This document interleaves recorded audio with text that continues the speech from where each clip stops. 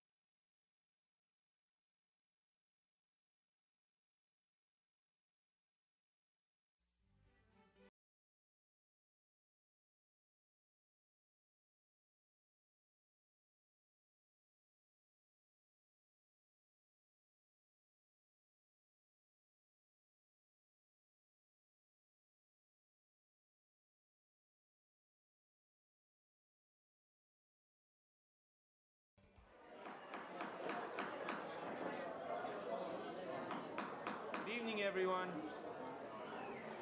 Folks, good evening. Can we have quiet in the chamber? Okay. Quiet, please. Good evening and welcome to the August 14 meeting of Glendale City Council. May we have the roll call, please? Council members Agajanian. Present. Devine. Here. Garpetian. Here. Najarian. Here. Mayor Sinanian. Here. And today's flag salute will be led by Councilmember Carpetian. That'll be my honor. Please join me in saluting the flag of our great nation. Pledge allegiance to the flag of the United States of America and to the republic for which it stands, one nation under God, indivisible, with liberty and justice for all. Please remain standing for the invocation, which will be delivered this evening by Rabbi Simcha Bachman from Shabbat of Glendale and the Foothill communities. Good evening. Let us pray. Almighty God, we thank you for the great country that you have decreed to your people. We acknowledge we are a blessed nation with a rich history of faith and fortitude, with a future that is filled with promise and purpose. We recognize the gift of this great country, the United States of America, for which we proclaim our gratitude, and for this wonderful city of Glendale, which we all call home. We pray for our mayor and city council and their families, and we ask that you would bestow upon them wisdom necessary to lead this great city, the grace to unify us, and the strength to stand for what is honorable and right in your sight. In Proverbs, you instruct us that our leader's heart is in your hands. Gracious God, reveal unto our elected leaders the ability to know the proper path, the confidence to lead us in justice and righteousness, and the compassion to yield to our better angels. While we know there are many challenges before us, in every generation you have provided the strength and power to overcome them. Guide us in discernment, Lord, and give us that strength to persevere and thrive. Let your favor be upon this great city of Glendale, and may she provide safety and security to all who dwell and work within it. Amen. Amen. Thank you, Rabbi. May we have the report, please? The agenda for the August 14, 2018 regular meeting of the Glendale City Council was posted on Friday, August 10, 2018 on the bulletin board outside City Hall. Can we have quiet, please? Thank you. And what's next on the agenda? Next is presentation and appointments. At 3A is agenda preview for the meetings of Already up. Tuesday. I'm sorry, stop. Folks, if you want to speak, please walk outside the chambers and have as long a conversation as you want. But we're trying to conduct a meeting here. Please, out of respect for everyone else in here. Okay. Please go on, Mr. Clerk. Under presentation and appointments, at 3A is agenda preview for the meetings of Tuesday, August 21, 2018. Okay, next. I'm sorry, who's going to present that? Yes. Mr. Mayor, members of City Council, for August 21st, 2018, we'll have a special public meeting, which will be our first of the year City Council in your neighborhood, which will be held at Chevy Chase Country Club, located at 3067 East Chevy Chase Drive, obviously in Glendale. And topics for the discussion will include traffic safety, crime prevention, living in areas with wildlife, brush clearance, and fire hazard mitigation, amongst other topics. That concludes my report, sir. Thank you, sir. Next item. 3B is a proclamation designating September 10 through 15, 2018 as Not on Our Watch Veteran Suicide Awareness Week. Thank you, Mr. Clerk. Can we ask Camille Levy to join us? Of course, please, everyone.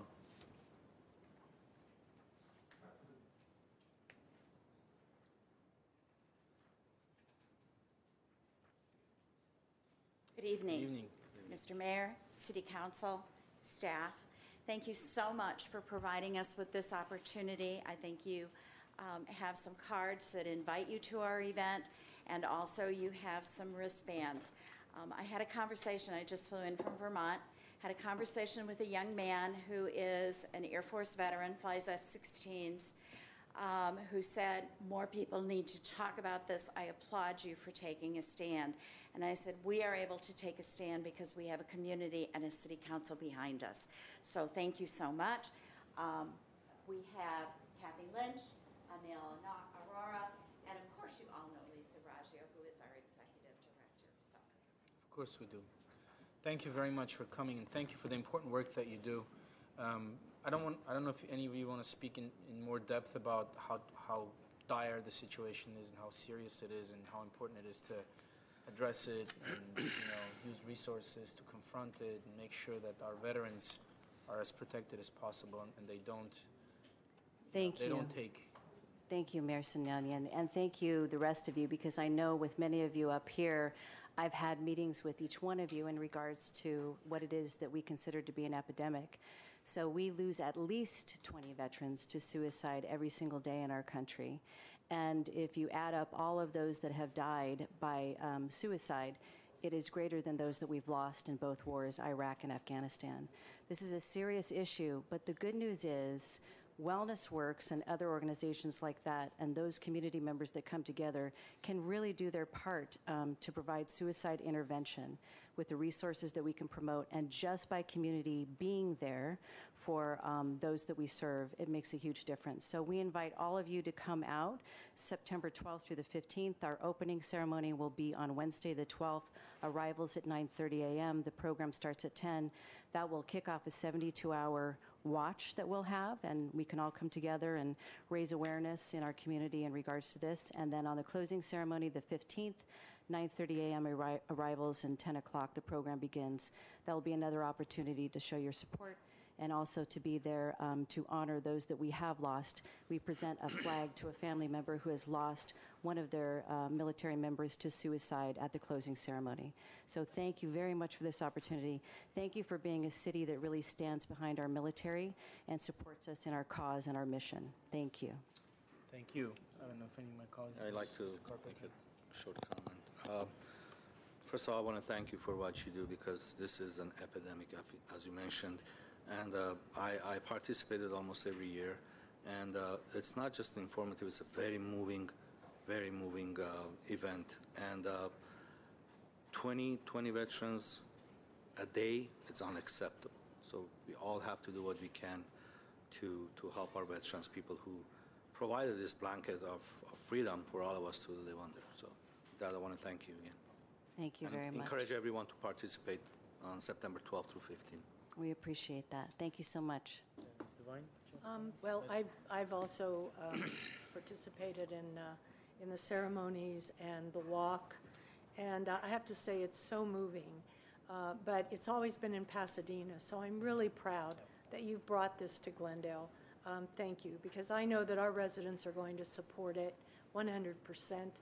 Hope to see a lot of them out there. If you're not able to walk, just come to the ceremonies, opening or closing. It's just a very, very heartwarming event. And for us to be able to prevent one suicide is more than we could ask. Yes. Thank you. Thank you. And for us to have it in our own city and for us to receive this proclamation at the same time really heightens what it is that we're able to do. And it will be at Verdugo Park this year, so we're thrilled about that as well. And you can find out more information at wellnessworks4veterans.org.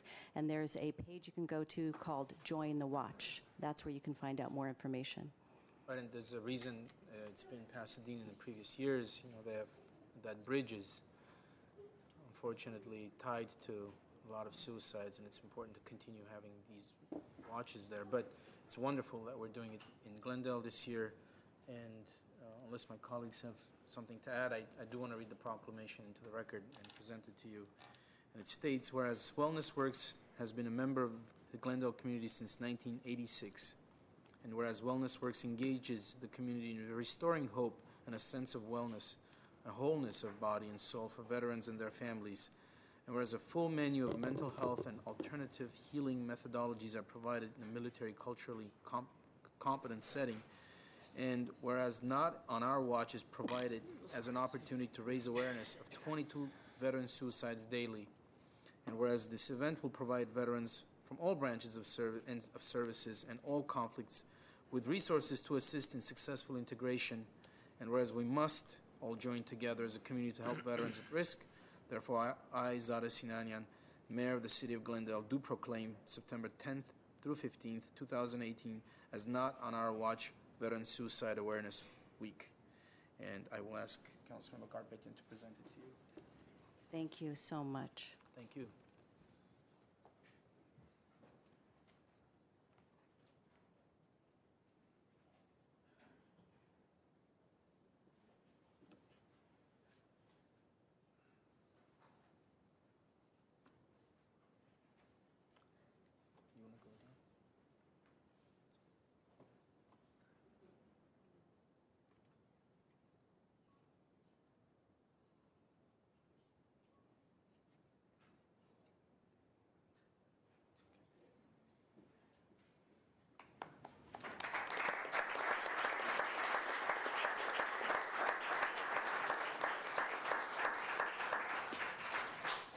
Thank you. Next items, consent items. Yes, Mr. Mayor, next is the consent calendar, and we also have a card Yes, we a do. request to speak on 4D.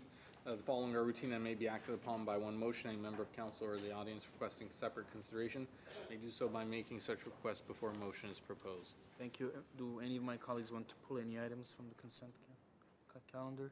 I'll move the balance of the consent calendar. Second. Yeah, we have the roll call for the balance.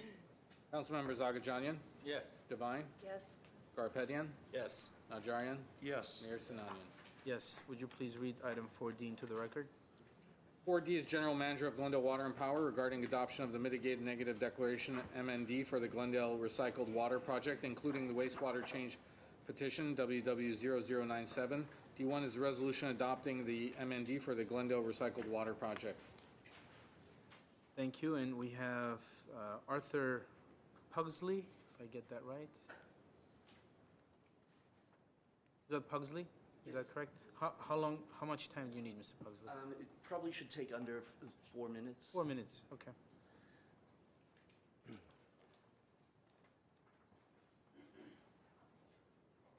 Good evening, Mr. Mayor and council members. I'm Arthur Pugsley, senior attorney with Los Angeles Waterkeeper, or LAW. For the record, LAW is a protestant to Glendale's Section 1211 change petition under consideration by the State Board. I don't think the staff report included mention of that. Despite our protest, LAW is generally supportive of efforts to increase water recycling and also supportive, in particular, of efforts to increase recycling of a substantial part of the base flows of the LA River. It is our hope that in the future, LAW will be in a position to offer full support for Glendale's proposal to decrease discharges to the river to support its increased water recycling efforts. Unfortunately, we are not in such a position today. We must object to the proposed project approval on the basis of the MND. Most of our concerns raised in our comments remain unresolved. We therefore urge the city to either withdraw the MND at this time or else to prepare an EIR, because the record supports a fair argument that the environmental impacts of the project are potentially significant. The state and regional water boards, recognizing the obvious potential for significant cumulative impacts on the river from the proposed reductions in discharge from Glendale, Burbank, as well as pending petitions from the City of LA and the county sanitation districts, have provided significant funding to SCORP for a modeling effort to examine the relationship between base flows and beneficial uses in the LA River. The boards have also convened an interagency working group on the same subject. These efforts by the boards are laudable, and we at Law have been fully supportive of those. Assuming that Glendale is correct that it has no duty to await the SQUIRP study results before conducting its CEQA review, that response to our comment fails to acknowledge that Glendale has a duty nonetheless to make sure its CEQA analysis is adequate. Glendale has yet to answer the bedeviling questions about the relationship between flows and beneficial uses. We believe awaiting the SQUIRP study is the most efficient path to answers, but if Glendale does not wish to wait, it must step up and supply the answers itself. So far, it has not. Glendale, our point about toxicity in the comments, just to briefly mention this, is that low flow conditions, possibly coupled with removal of dissolved organic carbon from the effluent stream, will generally increase the toxicity of the remaining water and may lead to a situation where the current water effect ratio adjusted copper water quality objectives and TMDLs are not adequately protective of beneficial uses. They may also arise a situation where that allows the further degradation of already impaired waters. The city's response to our comments did not address that particular issue at all. Glendale also refuses to include the Sepulveda Basin recirculation projects in its cumulative impact analyses, claiming the CEQA guidelines do not equate statements of intention with probability. This is not supported by the text of the guidelines section, which actually uses a standard of practicality and reasonableness test to govern the inclusion of projects in cumulative impact analyses. Here it is practical to include the LA project, because we know the size of the LA project, 20,000 acre-feet a year. That, coupled with a robust analysis of the relationship between flows and beneficial uses, would allow Glendale to adequately evaluate cumulative impacts, even if every project detail is not known now. And it is reasonable. The State Board, the Regional Board, the California Department of Fish and Wildlife, the City of LA, and Law have all questioned the adequacy of the MND and all criticized the cumulative impacts analysis. Such cumulative impacts information is essential to making an informed decision. I would like to close by saying we appreciate the response concerning Glendale's ongoing program to ensure that recycled water used for landscape irrigation is not used wastefully. That's begun to address our concerns. We still have a few more, though. Thank you, Thank you Mr. for this Pugsley. opportunity. Mr. Zern or Ms. Marjorie? Mr. Mayor, members of council, the comments submitted by the speaker, both in writing here tonight, have been addressed in the responses to comments. I know he disagrees, but from our perspective, both from GWP and legal, those responses adequately address the concerns that were submitted in response to the MND, and it's our position, the council's position, to adopt the MND at this time. So unless there are questions from council, I'm going to ask for a motion. I'll move the item. Second. May we have the roll call, please? Council members Avajanian. Devine. Yes. Garpetian. Yes. Najarian. Yes. Mayor Sinanian. Yes. Thank you. So today we have a kind of a strange meeting with a lot of items, and we also have a joint meeting within the meeting that we have to make work. So I'm going to take things out of order. We are going to take item number 7A and B next, after which we're going to recess the meeting and move on to the joint meeting, after which we'll return and follow the regular calendar. So, item 7A. 7A is under adoption of ordinances. It's an ordinance approving and authorizing a lease of city-owned real property located at 151 East Colorado Street, Glendale, California, constituting a portion of APN 5642013-901 for the development and operation of a museum and cultural center with 262 parking spaces thereon. This was introduced by Councilwoman Devine on 7/31/18. And B is an ordinance changing zoning of 6 lots located north of Wilson Avenue between Isabel Street and Jackson Street from C3 3 Commercial Service Zone Height District 3 Zone to C3 Commercial Service Zone Height District 1 5 lots and to R1250 High Density Residential Zone 1 lot on the zoning map case number PZC 1800449. This was introduced by Councilmember Najarian also on 7/31/18. Yes. Mr. Mayor, members of the City Council, this would be the second legislative reading, basically, on this item, and this item has been before you 3 times, I believe. This will be the 3rd time in terms of the lease, and it's the last piece of it. Last week at the council meeting, you provided us with some inquiries regarding the lease terms, and in the last week, we've had conversations with the Armenian American Museum Committee, and Mr. Garcia and/or Ms. Sanchez will cover some of those items. And will answer some of the questions that you may have had. And there is some paperwork that's in front of you that includes some of the language in terms of the lease terms. Mr. Garcia? Sure. Thank you, Mr. Mayor, members of council. As Ms. Beers noted, the council made some further inquiries at the first reading of the ordinance and asked for some additional consideration by the committee. We've had those discussions. We've had further discussions with you. As you're aware, and to date, these are the additional provisions related to that. As our understanding is we're all in agreement on this, but we obviously would need to hear from the museum as well. But so the ordinance before you obviously approves the lease, but also authorizes the city manager to enter the lease in substantially the form that was presented to the July 31, 2018 staff report. In addition, that lease would have the following additional provisions. Provision requiring landlord consent not to be unreasonably withheld or delayed for any mortgage or financing encumbering the tenant's leasehold interest in excess of $1 million in the aggregate. A provision requiring the tenant to provide notice to the landlord of a proposed change in the composition of its board of trustees and compliance with the tenant's bylaws in making any such changes. A provision amending the monitoring and reporting requirements that will require the landlord and tenant to actively collaborate on matters concerning event scheduling, activities, events, and other matters of community interest, and require the museum to present a report to the City Council regarding said matters no less frequently than on a biannual basis.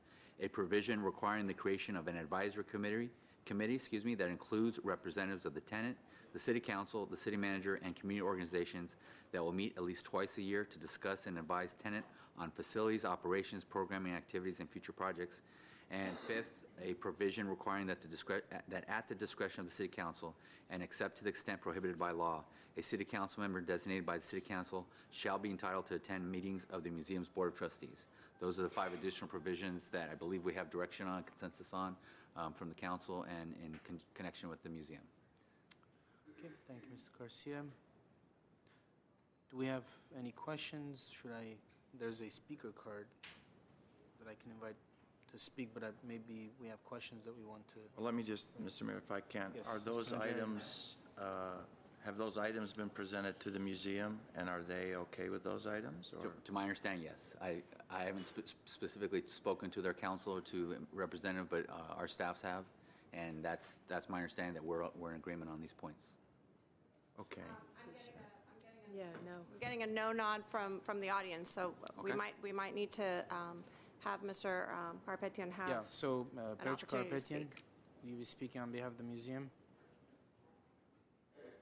How Thank much you very time do you need? Mr. Mayor, council Mr. Karapetian, members. how much time do you need? Let me try to make it as quick as possible.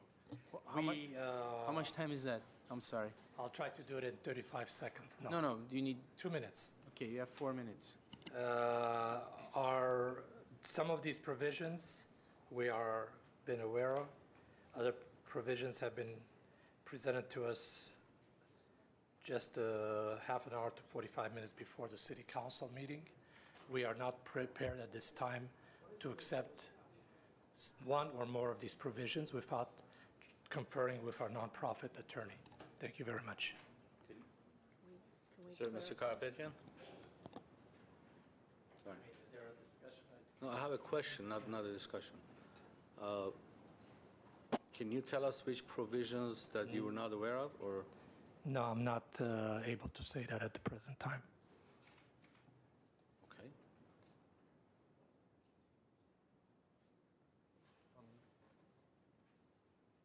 Okay, can someone sort of recapitulate what happened? Sure. We had a discussion starting 2 weeks ago on these points.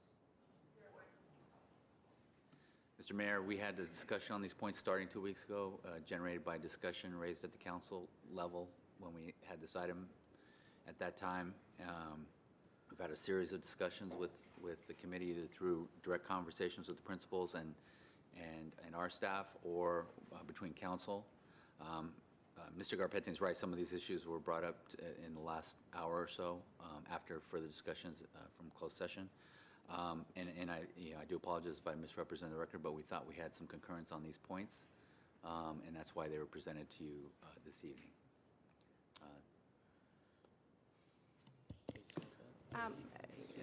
To further help in terms of the, for the conversation to continue and for us to be able to provide you with enough information so that you as a body can make a decision this evening.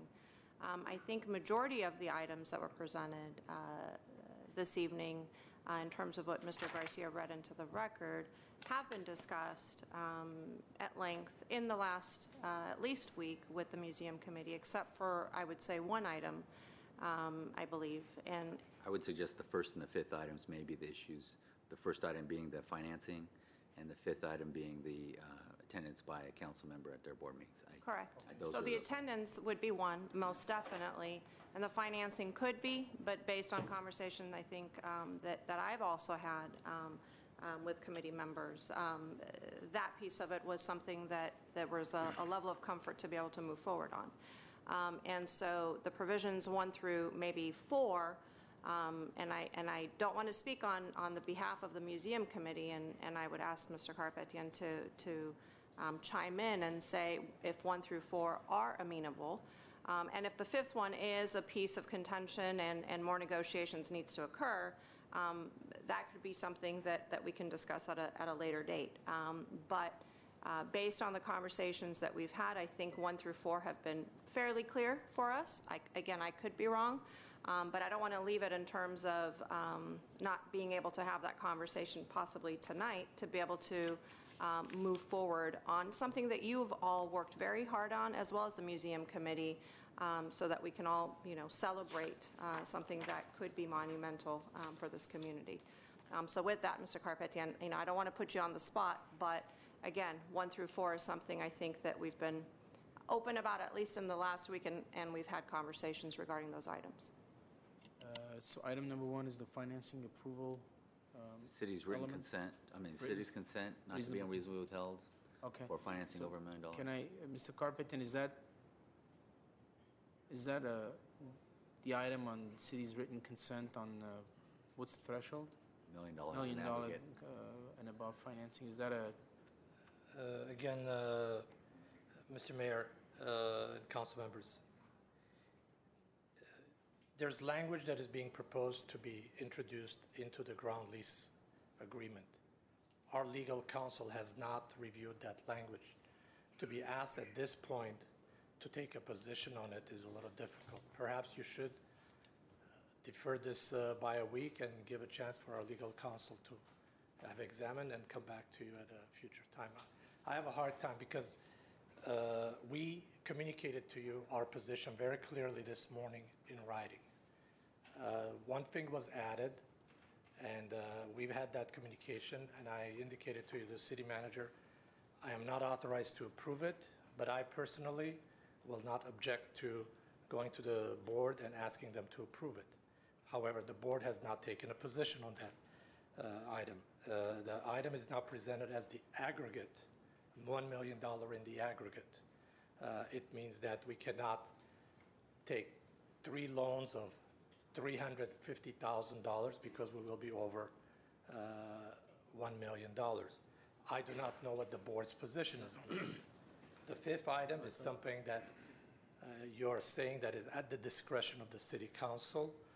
Again, it's language I need to check with our legal counsel to know. So I do not know how to comment on the other 3 without having legal counsel review and say these amendments will be acceptable or not, because otherwise we're taking responsibility as a nonprofit organization accountable to 10 participant organizations that we have accepted certain amendments. So that's why I believe it'd be better to defer it at this time. Mr. Garpetian, do you have a comment? Yeah, I thought the discussion was for that $1 million plus for them, not approval, but consent. That was my understanding, that the amount of financing to be $1 million plus, then they would just get a consent, which the consent won't be held, unreasonably. But I didn't know that this is like But the last item, I don't know if they discussed it or not. I'm ready to make a decision tonight. I'm ready to make a decision tonight. I'm too. ready These to make a aren't- decision, move forward with the 4 items. And the 5th item, with the agreement that, with the letter that we had before, there is a committee, am I correct? There's a subcommittee that can be created, advisory committee that could be created. I want to ask my colleagues and see if there's consensus to move forward with that item or not, so we can have the 4 items, if you're okay with it. If the committee and the entire board is okay with it, I don't know, for the 4 items, but I apologize. I don't want to put you in a corner, Yeah, because no, if you're not comfortable, we don't mind. We can. The advisory committee was something that we communicated to the member of the council who introduced the ordinance, that we are in acceptance of establishing an advisory committee that would consist of representatives not very different than the way it is, so I don't have a problem with that item number 4. I don't think we are in line. The other language is things that our legal counsel has not reviewed. I have a problem with saying yes to it on our behalf when our legal counsel has not looked at 1, 2, 3, and 5. So that's my So difficulty. they didn't look at 1, 2, 3, and 5? Yeah, they didn't look at Okay, 1, then- 2, 3, and 5. We discussed number 1 this afternoon, as I stated, and I repeat. I indicated to the city manager that I'm not authorized to accept that amendment at the present time. However, I am not opposed to it personally, and I will take it to the board and try to see if the board will accept it. Okay, And maybe- I understand your position, if you don't mind. What's 2 and 3? Mr. Mayor, members of council, number 2 is notice. And I do believe this was actually in the letter that we received. Notice to the landlord of a proposed change in the composition of the nonprofit's board of trustees in compliance with the bylaws. So it's just to provide us notice that there's going to be a change in that composition Okay. and comply with their bylaws. And 3? And 3 is, that was just it's really just an elaboration of an existing provision regarding the monitoring reporting requirements. And it was just going to say that they had to report to council biannually on activities and whatnot. So a vote by this council will Well, I was gonna- signal a sort of an execution of a contract on this side, but on their side. Yeah, they wouldn't, it'll if be they don't, up in the until they air- accept it, up it in wouldn't the be, air until we they might have to accept come it. back then if we, Well, do we want to do that? We'll just make our acceptance. I'm ready to Okay. move the item. So do we have a motion? Do we have, yes? I just wanted to clarify that my proposal 2 weeks ago to the museum committee was that a member of the council, perhaps the mayor, sit as an actual member of the board of trustees with voting power. I reduced that back to just sit as a member of the board of trustees as an ex officio. The current version, I've taken even a step further back, is let one of us attend your board meeting. So just so we're clear on that, and I hope you can extend that to your members. I want them to remember that we are elected members from the city of Glendale, where thousands of residents come to vote for us. Our financials are scrutinized. Our professional activities are scrutinized. We have experience, obviously, in dealing with large budgets. Some of us sit on organizations with budgets in the billions of dollars.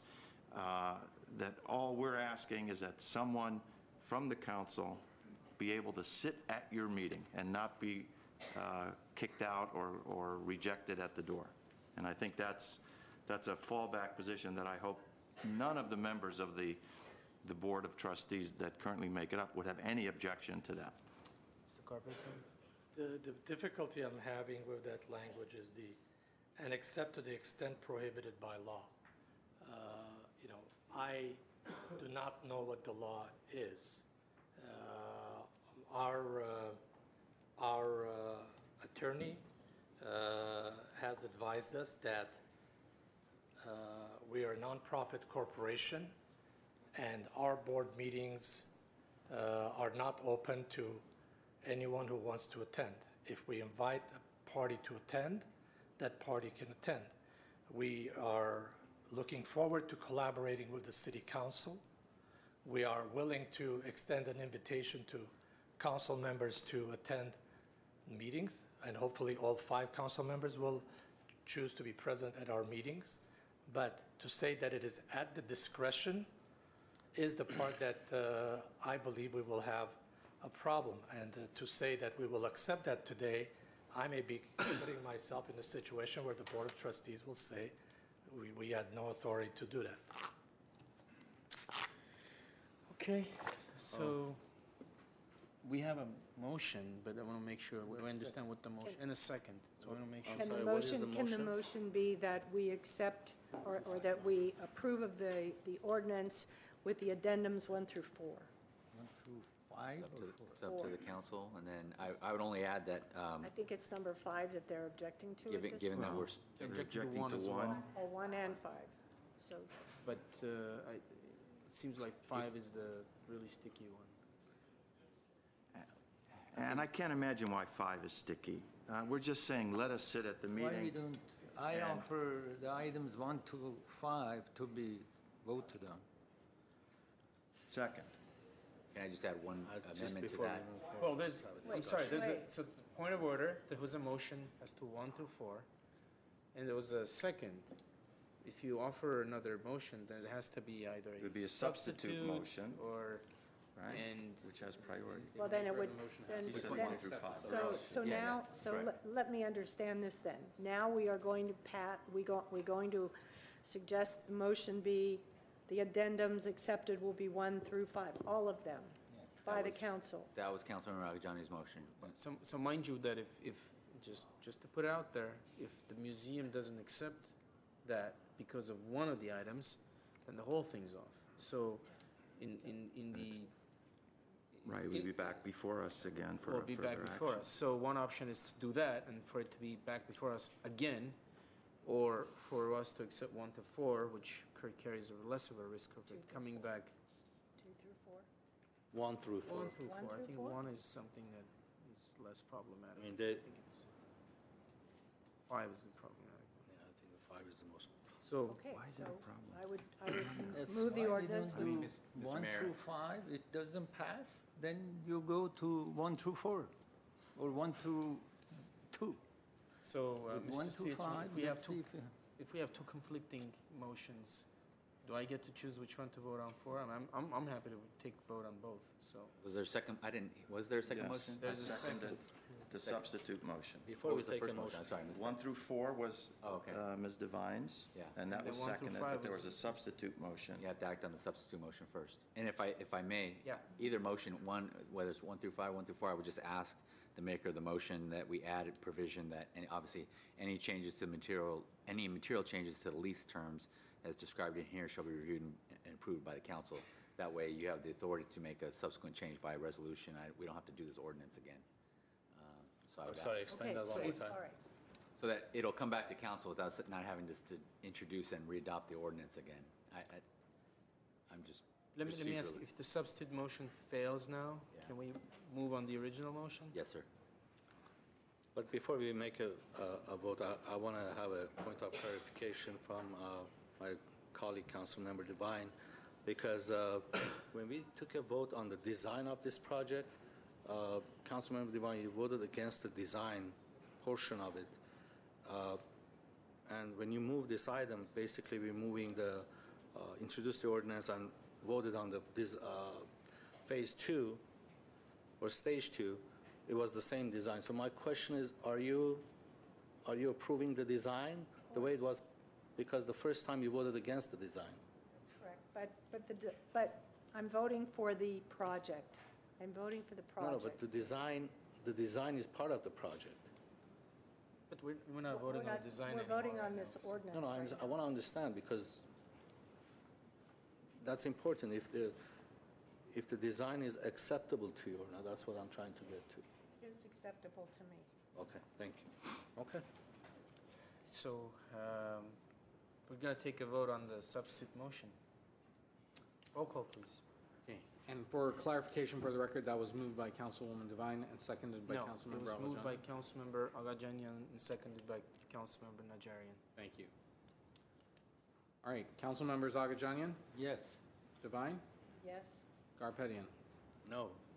Najarian, Yes. Mayor Sinanian. No. I'd like to change my vote to no. You have to, Can Mr. that Mayor, be members done? of council, I Wait need, a minute. Councilmember Devine, I need you to make a motion for reconsideration. Oh, okay. Make a If you motion wanna for do that. reconsideration. Wait, she can't make it. She has to be in the losing side.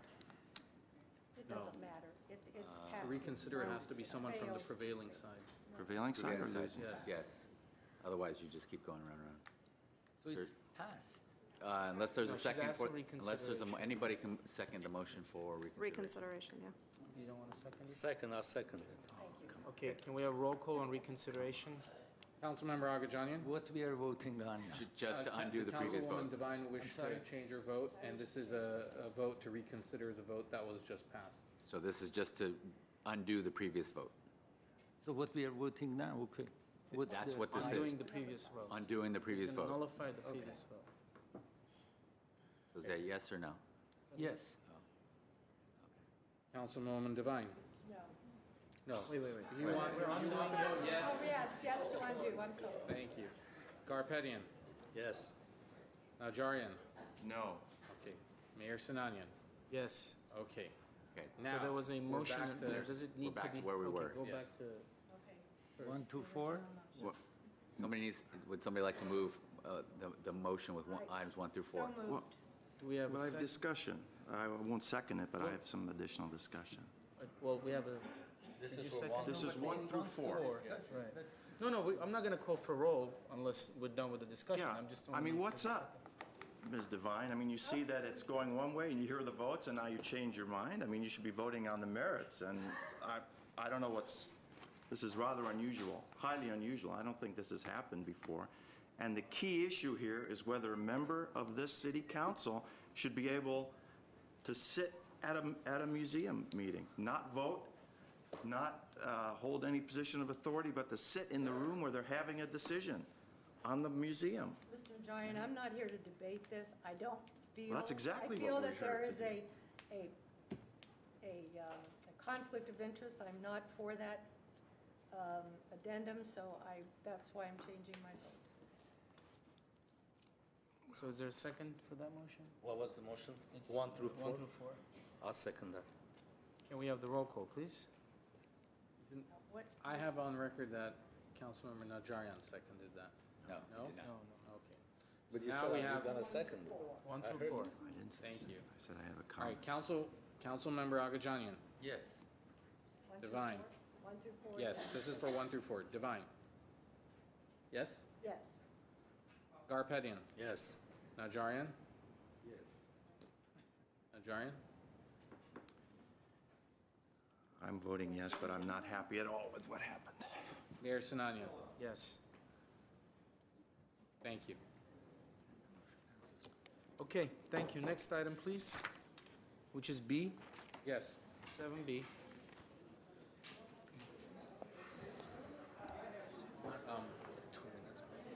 Okay, hold on. Okay, please hold off. 2 minutes recess. No, 2-minute recess at 6:51.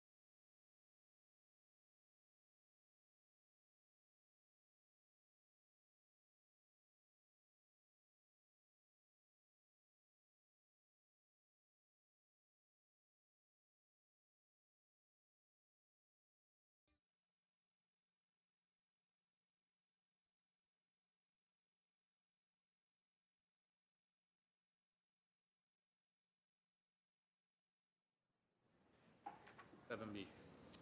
Yes, back on the record, item number 7B. 7B was read into the record. Oh, Very well. Ms. Beers? Mr. Mayor, members of the City Council, this is the ordinance that's before you based on the South Glendale Community Plan that was presented to you last week, and this is related to specifically the 6 lots located north of Wilson Avenue between Isabel Street and Jackson Street, and it's a change in zoning, and if you have specific questions, Mr. Eric Kraus is here to answer them. Mr. Kraus? Where are you? Oh, there he is. Okay. Do we have questions? Do we have questions, Mr. Kraus? No, I just maybe have like, so the zoning became better for the property owner? Make larger buildings? Mr. Or Mayor, members we of the are council, councilman. Doing the opposite? Yeah, so essentially what now, we're trying to bring that zoning into compliance with the actual uses that are on the ground today. Specifically, one of the lots is dual zoned. It has C3, High District 3, and R1250. It has an existing apartment building on there. So we're trying to change that zoning so that it's 1250 across the whole board to make that more compliant with the uses that are on the ground today, similar with the office buildings that are out there as well. So it's like you're bringing to compliance, let's say. Essentially, yes, with the existing uses on site. All right. Is that it? Yes. Thank you. Do we have a motion, Mr. Najarian? I move the item. Mr. Najarian introduced. Oh, Yep, you're that's okay? second. Okay. Second, very well. Moved by Councilmember Najarian, seconded by Agajanian. Thank you. Councilmembers Agajanian. Yes. Devine. Yes. Garpetian. Yes. Najarian. Yes. Mayor Sinanian. Yes. And we're going to recess from the city council meeting and start the joint meeting of Glendale City Council and Glendale Housing Authority. May we have the roll call for city council, please? Councilmembers Agajanian. Present. Devine. Here. Garpetian. Here. Najarian. Here. Mayor Sinanian. Here. Mr. Chair, you want to call for roll? Chair Agajanian, do you want to call for roll for housing? Yeah. Yeah, for the housing, please. Authority members Devine. Here. Garpetian. Here. Najarian. Here. Parazian. Here. Sinanian. Here. Chair Agajanian. Present. Mr. Mayor and Chair, the agenda for the August 14, 2018 joint public meeting of the City Council and the Housing Authority was posted on Friday, August 10, 2018 on the bulletin board outside City Hall. Before you is Director of Community Development regarding requests for direction on preparation of an inclusionary zoning ordinance and/or development impact fee for the benefit of providing affordable housing. 1A is City Council motion directing staff to prepare an inclusionary zoning ordinance and an in lieu fee resolution. B is a City Council motion directing staff to prepare legislation adopting a commercial development impact fee, and C is a City Council motion directing staff to prepare a draft ordinance revising the affordable housing exemption for the Parks and Library impact fee. Very well, Ms. Beers? Mr. Mayor, members of the City Council, Housing Chair Agajanian, members of the Housing Authority, I'd like to introduce Mr. Mike Fortney, who will provide you with a PowerPoint presentation that will take you through the options that we have before you after having studied this since last December with our consultant, Kaiser Marston and Associates. Mr. Fortney, the floor is yours. Thank you. Good afternoon, Mayor It's well into Sinani the and evening, Mr. Fortney. Pardon? It's well into the evening. Yeah, it is. Did I all say good. afternoon? Yeah, apologies. No. Not used to being here so late. So yeah, we have two things here. We have one, the inclusionary zoning ordinance, and then we have the commercial development impact fee. So the inclusionary zoning ordinance, that is a tool that, for the city, that would require new residential developments to provide some percentage of affordable units to be reserved for lower income households. The IZO, as we're going to call it, are established by the local jurisdiction. That would be the city of Glendale if it opts to do that. And there's a lot of policy options that you can consider when you adopt an IZO. So we're going to want to go through that. Before we go through those, though, I just wanted to mention density bonus. That's a state law. Oh, I have the remote. Never mind. Density bonus. That's a state law. It's a statewide program that allows landowners to build basically more residential units than the zoning code would normally allow. the DB applicant can get up to 35% more density than what the zoning would allow. The local jurisdiction has to approve that, and with that, they get as many as 3 concessions. Concessions being deviations from the code standard. So in exchange for density, through the density bonus program, the density bonus applicant would then have to provide some percentage of affordable housing. And that percentage of affordable housing depends on the percentage of density they're asking for, as well as how many concessions they're asking for. So in this example, I just gave an example of 35%. So if the DB applicant is seeking a 35% additional density and only 2 concessions, that applicant would be required to reserve 20% of the base units, that's the units the code would allow, to lower income, or 11% of the units at very low income. And then it increases if the same DB applicant is asking for a 35% additional density, but three concessions versus 2, then 30% of the units, base units, would be required for low income and 15% for very low income. So, Yes, Mr. Vajayani. you bet. On the item that we are saying 20% of the base units at low income or 11% very low income, am I right? 20%. Yes. And why 11%? What's the purpose of being 11% that precise? I can't tell you what the rationale is for coming up with the 11% very low with a 35% DB application and 2 concessions. Is that what you're asking? Where they came up with the 11%? Say the first one, a Yes. DB application seeking 35% additional density and 2 concessions would be required to reserve 20% of the base units at low income or even 11% very low income. Yes.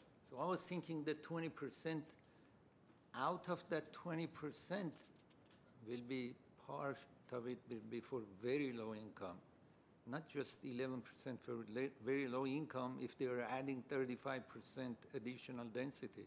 Am I right? Yes. You're saying whether it will be 20% or 11% for very low income. I mean, to be that precise, 11%, and reducing the amount that they have to allocate for low income or very low income, I don't see the rationale for that. Am I Mr. clear Mayor? what I'm asking? Yeah, I think it's a formula based on the density bonus statute, so I think it's 5% is the base, and then for every 1.5% or 2.5%, you get up to the max. And so it's because very low is based on, I think, 2.5%. Yes. Every step, at 11%, you're at the max. So you only have to provide 11% very low to get that 35%. If that makes sense. They do it based on a formula, and you get a bigger bonus for very low, obviously because the incomes are lower for very low income folks. That's a state law formula. That's part of the density bonus It's law. not done by us. It's a state law formula. So now I just wanted to give some background to density bonus, because clearly if the city council were to elect to adopt an inclusionary zoning ordinance, more folks would be inclined, or potentially would be inclined, to apply for the density bonus. But that, again, is dependent on how you set the in lieu fee as well. We'll get into that in a minute. Some of the policy decisions, though, if you were to adopt the inclusionary zoning ordinance, would be the type of development. You could adopt one that applies strictly to rental, strictly to ownership, or to both, and of course, not adopt one at all as an option.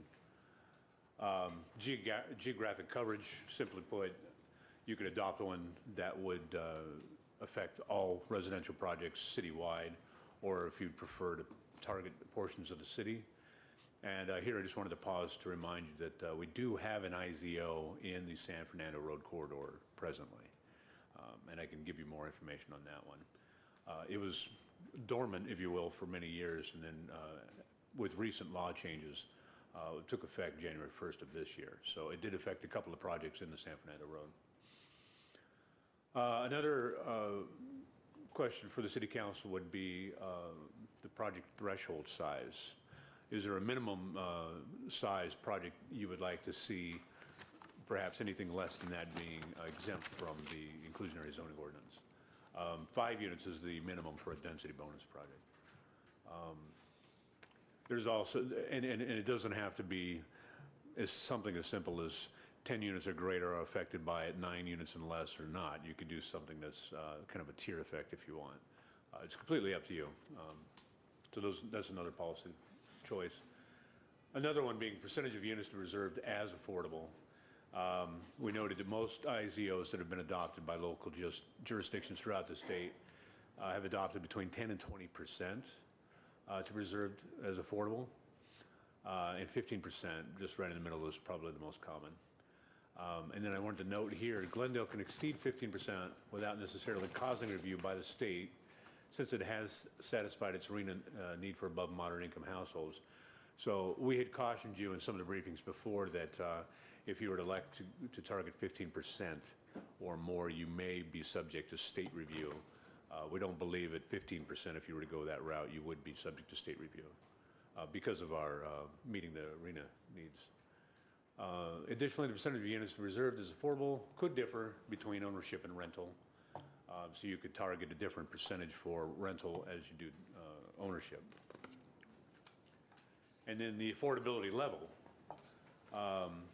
This we would highly recommend you do target rental and ownership differently. So the state law identifies low-income households, that's at 80% area median income, as the threshold. Many cities have adopted that IZO incentive, or adopt that or target that AMI, and then provide incentives to go to very low, which would be up to 50% of AMI. Sorry, Again, you said many cities go to 50% AMI? they provide incentives to go like that. Like if you looked at the density bonus, you don't have to provide as much affordable units if you target low as you do very low. So they're incentivizing targeting very low by requiring less units. So that's a good example. And then we note here that deeper income targeting below 80% could potentially trigger state review of the city's IZO. But again, we've met our RENA numbers. It's fairly new, and I would have to defer to the city attorney, but I don't believe it's completely determined yet whether or not, because we've met our RENA numbers, we could target below 80% as a requirement versus as an incentive, and not necessarily be subject to state review. And then affordability level for owner, the staff would not recommend that you would target very low or low income for ownership projects, but rather moderate income, which is up to 120% of area median income. The council could also elect to target higher incomes. There's no strict definition of what workforce housing is, but it's generally considered between 140 and 150% AMI. You could even say between 120 and 150% area median income. That would be completely up to your discretion if you wanted to target that for ownership projects. And I'm sorry, how would that work? Just give us an example as to if there's a ownership project and 150% median income. Yeah.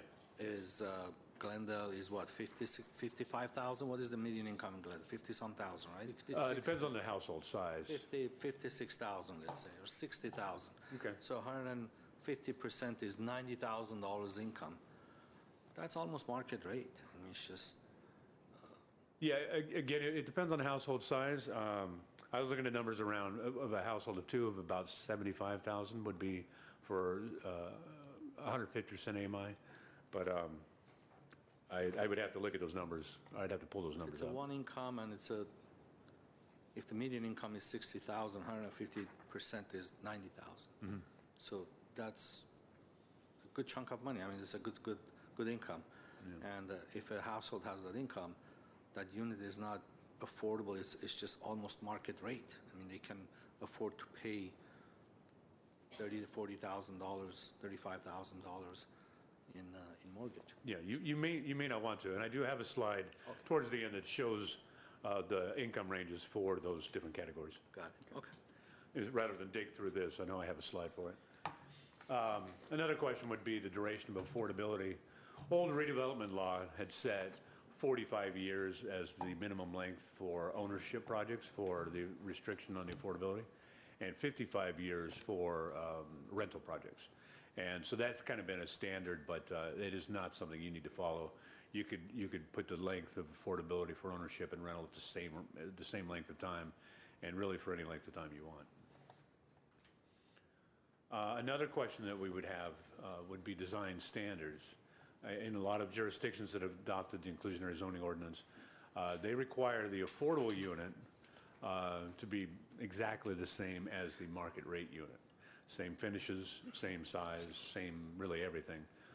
But that isn't, and I should note, density bonus is the same way. But that is not something that you would have to do.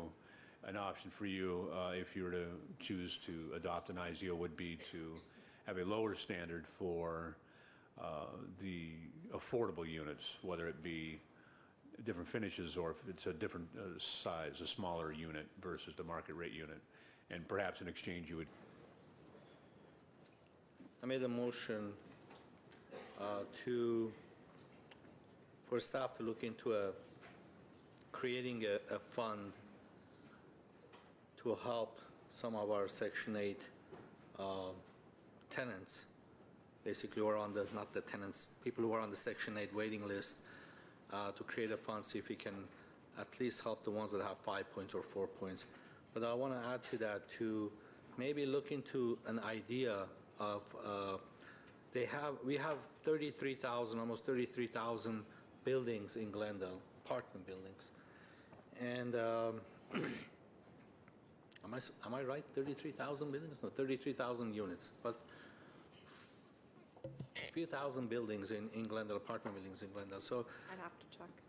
yeah, I'd like to, for us to take a look at the idea of trying to incentivize, create some incentives for owners, the landlords, to allocate 1 or 2 of their units as an affordable housing units.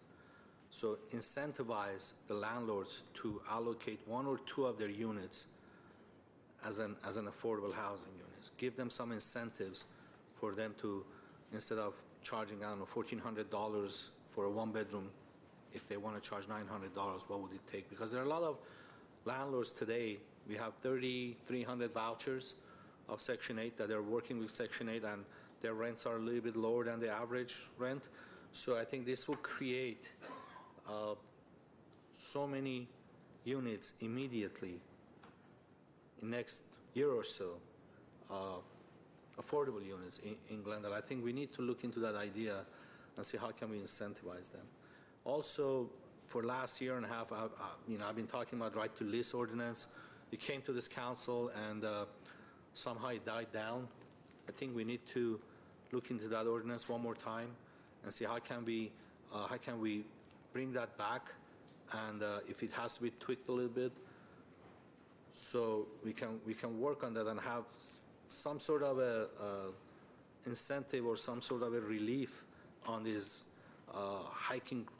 increasing rents. That the biggest challenge that we have, or biggest complaint that I receive from the renters or our residents, is rents going up 3 times, 4 times, sometimes twice a year, or sometimes 5 times a year. So I think that ordinance was a good tool to use to stop that.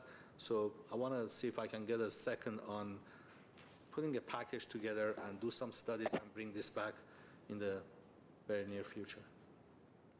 I second. Thank you, Mr. Mayor. That's all I have right now. So that'll be brought back. Anything else? No? Mr. Najarian, anything? Pass. Mr. Alajanian? Ms. Devine? Yeah, I have a few things. Tuesday, all of us participated in National Night Out, and I want to thank the police department and staff for helping to put all those block captains together. They did a fantastic job.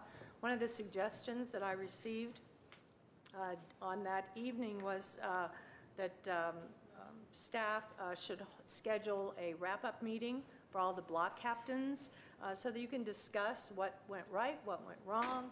I met a gentleman who wants to do a new one in Spar Heights, so staff is going. I guess the police department is going to put that together. So all those block captains can look forward to that meeting. We all also attended the opening of the Lemley Theater. It was a really nice evening. It happened to be a fundraiser for Essentia, and I just want to give a huge thank you to the Lemley family and Greg Lemley, because they presented Essentia with a $10,000 check for their support system. So that is really becoming part of this community, and I just want the public, our residents, to know about that generous gift. I've been asked to address the brown lawns, the front lawns that we're seeing all over the city. People are getting a little bit upset about all of those. I know the weather's been really hot, and grass and shrubs and flowers are all wilting on the vine, as they say. However, there are some lots in our neighborhoods that are dirt and or soil and hardly any greenery. This is a complaint-driven item, so if you have property around you, neighbors who are not taking care of their front lawns, please feel free to call the city neighborhood services, and they will send an inspector out to look at the issue.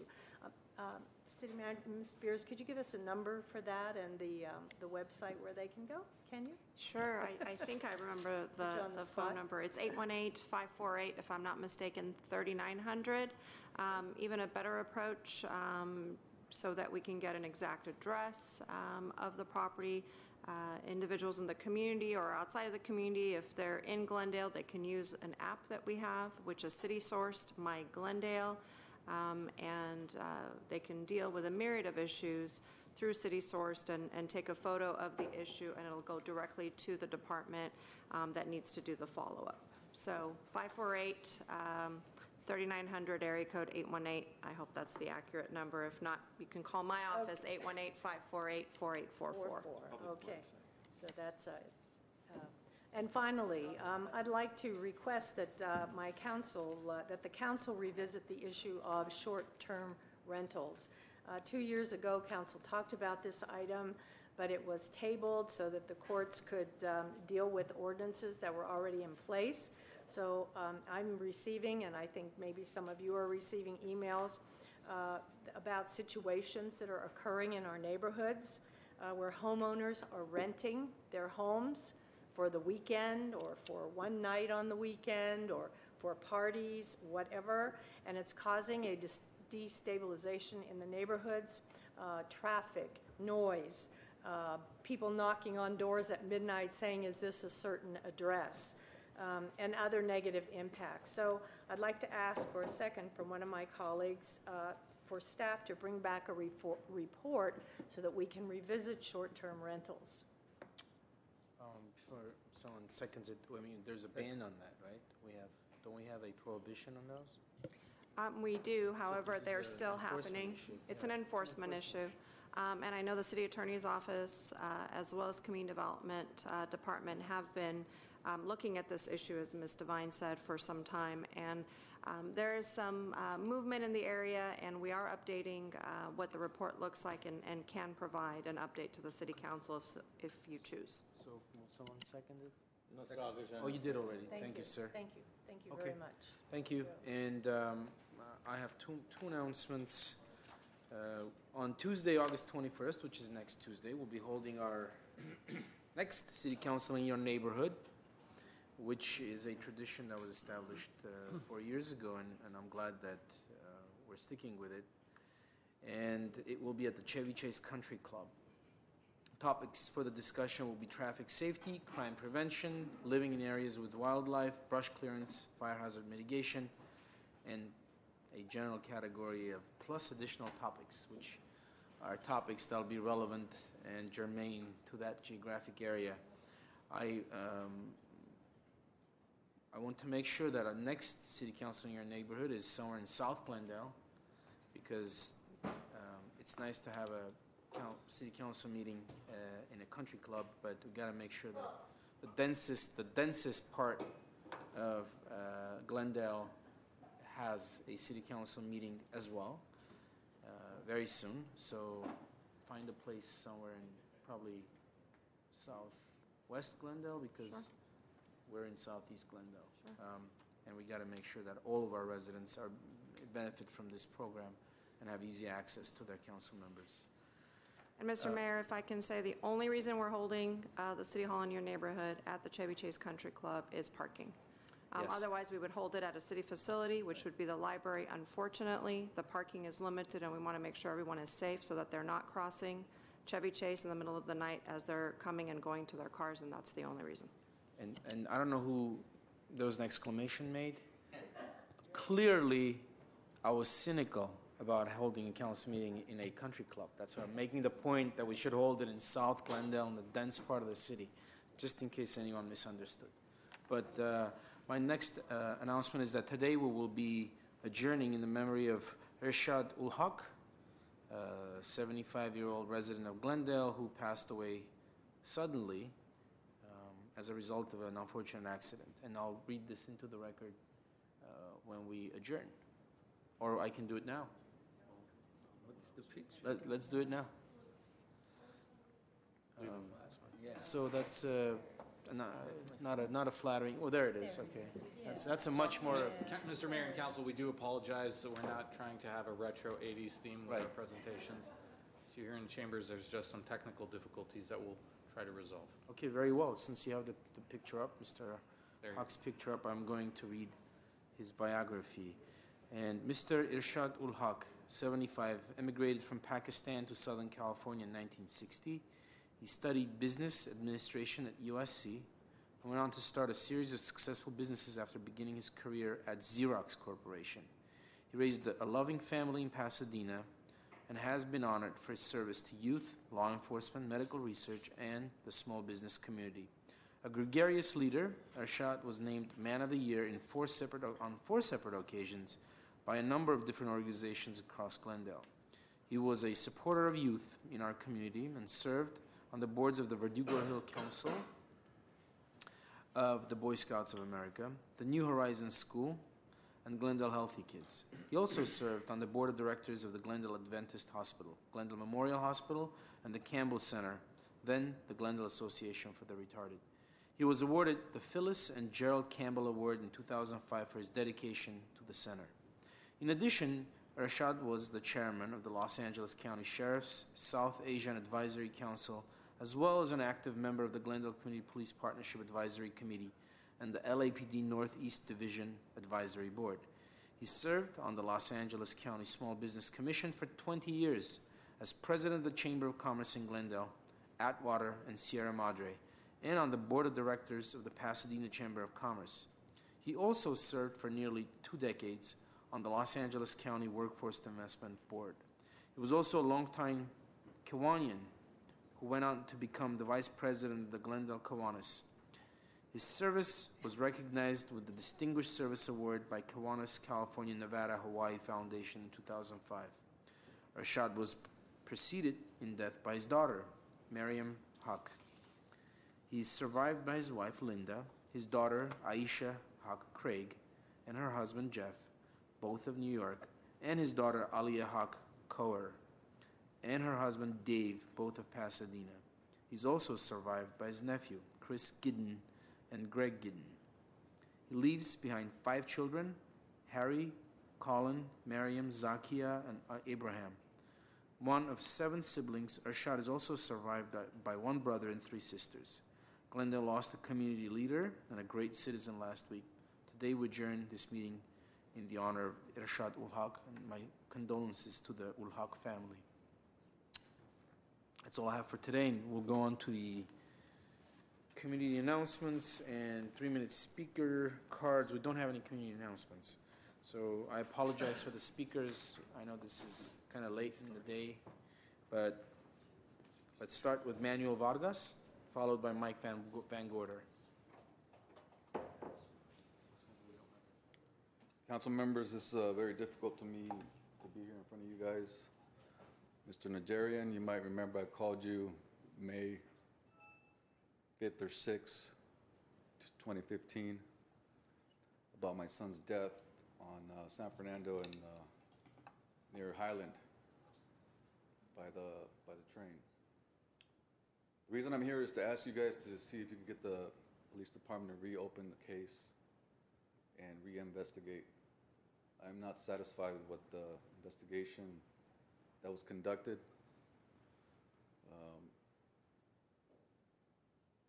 Because I was not satisfied at the time, friends and family did our own investigation, and we found out some facts.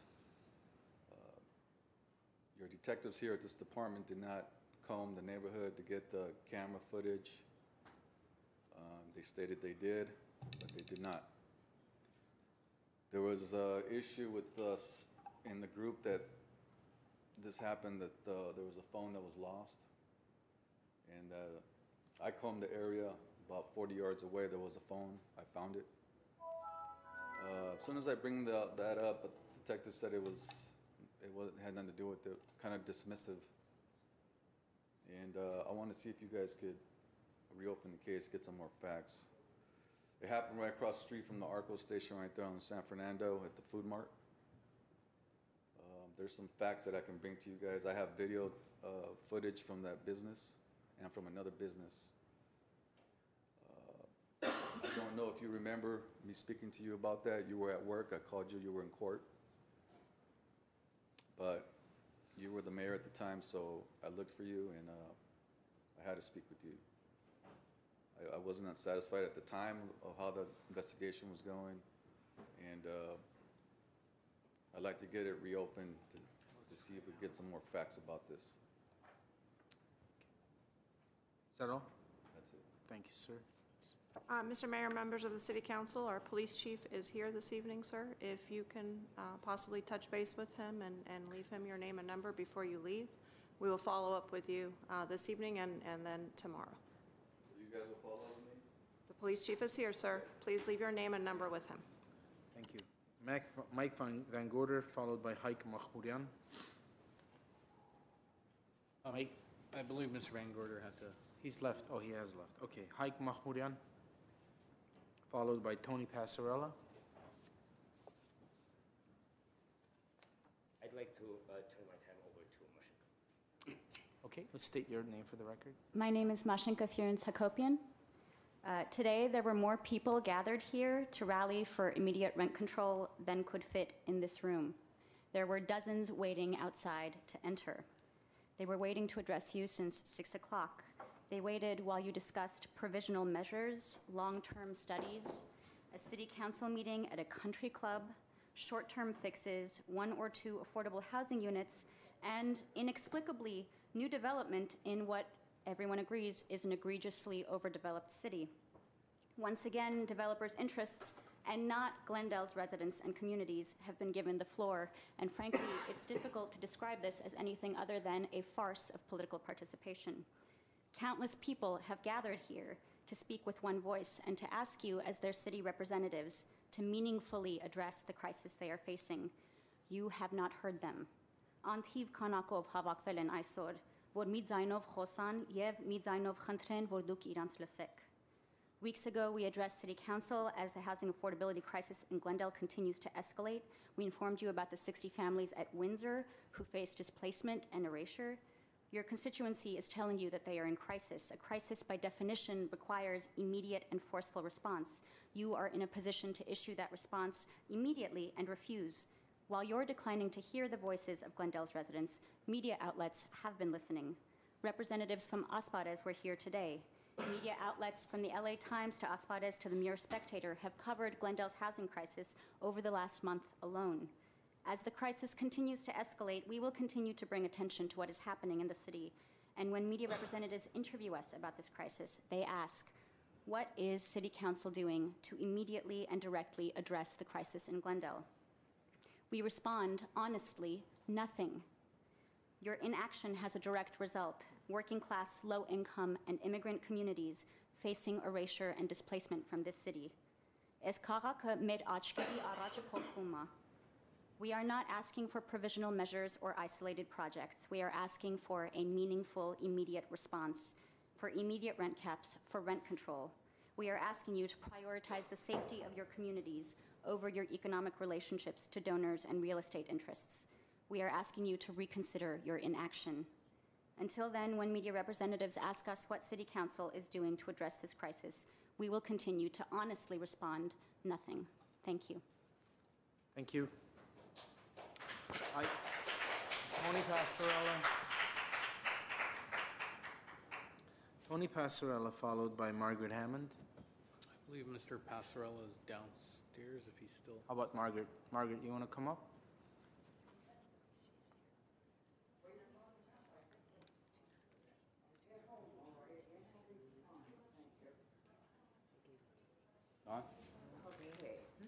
My name is Margaret Hammond.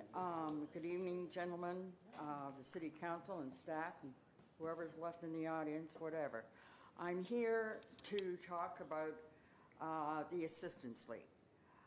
It's a very great group made up of a lot of senior women, mostly, do a fabulous job. We're having a Christmas sale this Thursday, Friday, and Saturday at our historic building, which is just newly historic. You know, the money that we raise from these, the thrift shop goes for several things. Operation School Bell, and we close 600 children.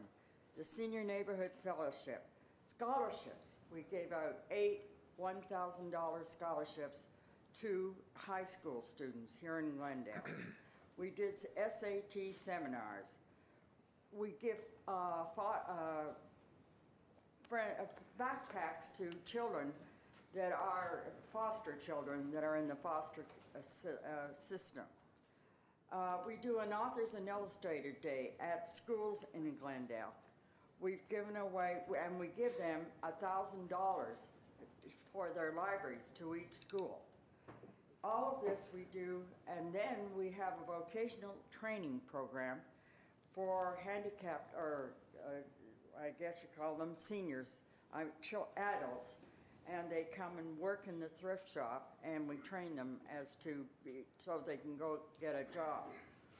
And beside that, we give clothing to people that are sent to us from Essentia so that they can get jobs, that they can be dressed properly and go out and get a job. So we do a lot of good in the community. And again, this Christmas sale, Thursday, Friday, and Saturday, which is at 314 Harvard Street. It's near Louise and Harvard. Anyway, you can't believe the items that there are there. The ladies have worked so hard. It's been a whole year collecting it, and great bargains. Santas, angels, villages, everything at unbelievable prices. So anybody that's interested, come and shop on Thursday, Friday, and Saturday from 10 to 3 o'clock. So we appreciate your help and your donations anytime. Come and bring us your donations. That helps us keep our thrift shop open. I'm sorry, I'm tired, and I gotta get home. But I made it tonight, and I'm hoping I get home. I don't drive after dark, and I thought I'd get out earlier. That's why I came, because I was told, oh, you took the orange cards early. So I did it. I got here early, but okay. I'm going to have my surgery next week, by the way, so I hope I'll be able to drive at night. Thank you. Thank you, Margaret. Good luck. Thank you. Your surgery too. Second call for Tony Passarella. I believe Mr. Passarella is left. A microphone, Mr. Mayor. We're going to move on to the next item on the agenda. Next item on the agenda under action items is Interim Director of Library Arts and Culture regarding Urban Art Program Plan. 8A1 is a resolution approving the Urban Art Program Plan, formerly known as the Public Art Master Plan, as recommended by the Arts and Culture Commission. Mr. Mayor? Yes. Mr. Mayor, members of the City Council, before introducing our consultant to come and give you a report on this plan, just some initial remarks regarding this item. The Arts and Culture Commission, back in February of 2016, issued a request for proposal for a citywide plan for an arts master plan. After vetting the process, the Arts and Culture Commission recommended CARS Goldstein as the contractor to come on board to provide us with the services. We brought the item to the City Council during that time frame, and the council approved the item to move forward in December of 2016. And Cars Goldstein has been employed by us for that time period to review existing information that we have in terms of a plan, for them to be able to provide a plan for us moving into the future as it relates to an urban art fund, providing project options to the City Council and the Arts and Culture Commission over the next 10 years in terms of immediate, short-term, midterm, and long-term. That vision that would be developed as part of this plan in terms of this umbrella plan that is before you this evening, and it really integrates into the city's planning and design processes to really provide the maximum benefit that is available to us. This item was before the commission, and it was approved by the commission. Hence, it's here this evening before you for adoption. And I'd like to invite Barbara Goldstein to please come on up and take us through the report. And she'd be happy to answer any questions. And myself, Nikki Winslow from the library, and Onik Bulanikian, who is the interim director, will also answer any questions if we need to fill in the blanks. Hello, Honorable Mayor and City Council. Thank you for your allowing me to make this presentation. I'll try to keep it brief because it's getting late. So we've been working on this plan for quite a while, and I have to say that it's the most extensive outreach that I've ever seen on a public art plan, and I've been involved with dozens of them. The public meetings were extremely well attended, and there were a lot of different one-on-one meetings, focus groups, advisory committee meetings, and mapping that was done to solicit people's opinion about where public art should be and what types of public art should happen. All in all, we had more than 1,000 significant engagements in the planning process. The vision and mission statements came out of what we heard. The mission statement is an adaptation of what the Arts and Culture Commission had already developed. The vision statement is something that we heard frequently when we met with people, that Glendale really aspires to be an arts destination in the Los Angeles region that reflects its unique cultural composition, which is really an attractor, as well as its history and the influence of technology on its public spaces. So here are the recommendations that we've got. The first recommendation that has to do with enlivening neighborhoods really has to do with supporting a vision of vibrancy by integrating art into the Arts and Entertainment District, which I know is a priority for you and is proceeding apace, and commissioning impactful and temporary permanent art at key entryways to neighborhoods, as well as supporting arts and visual art and performances in neighborhood settings.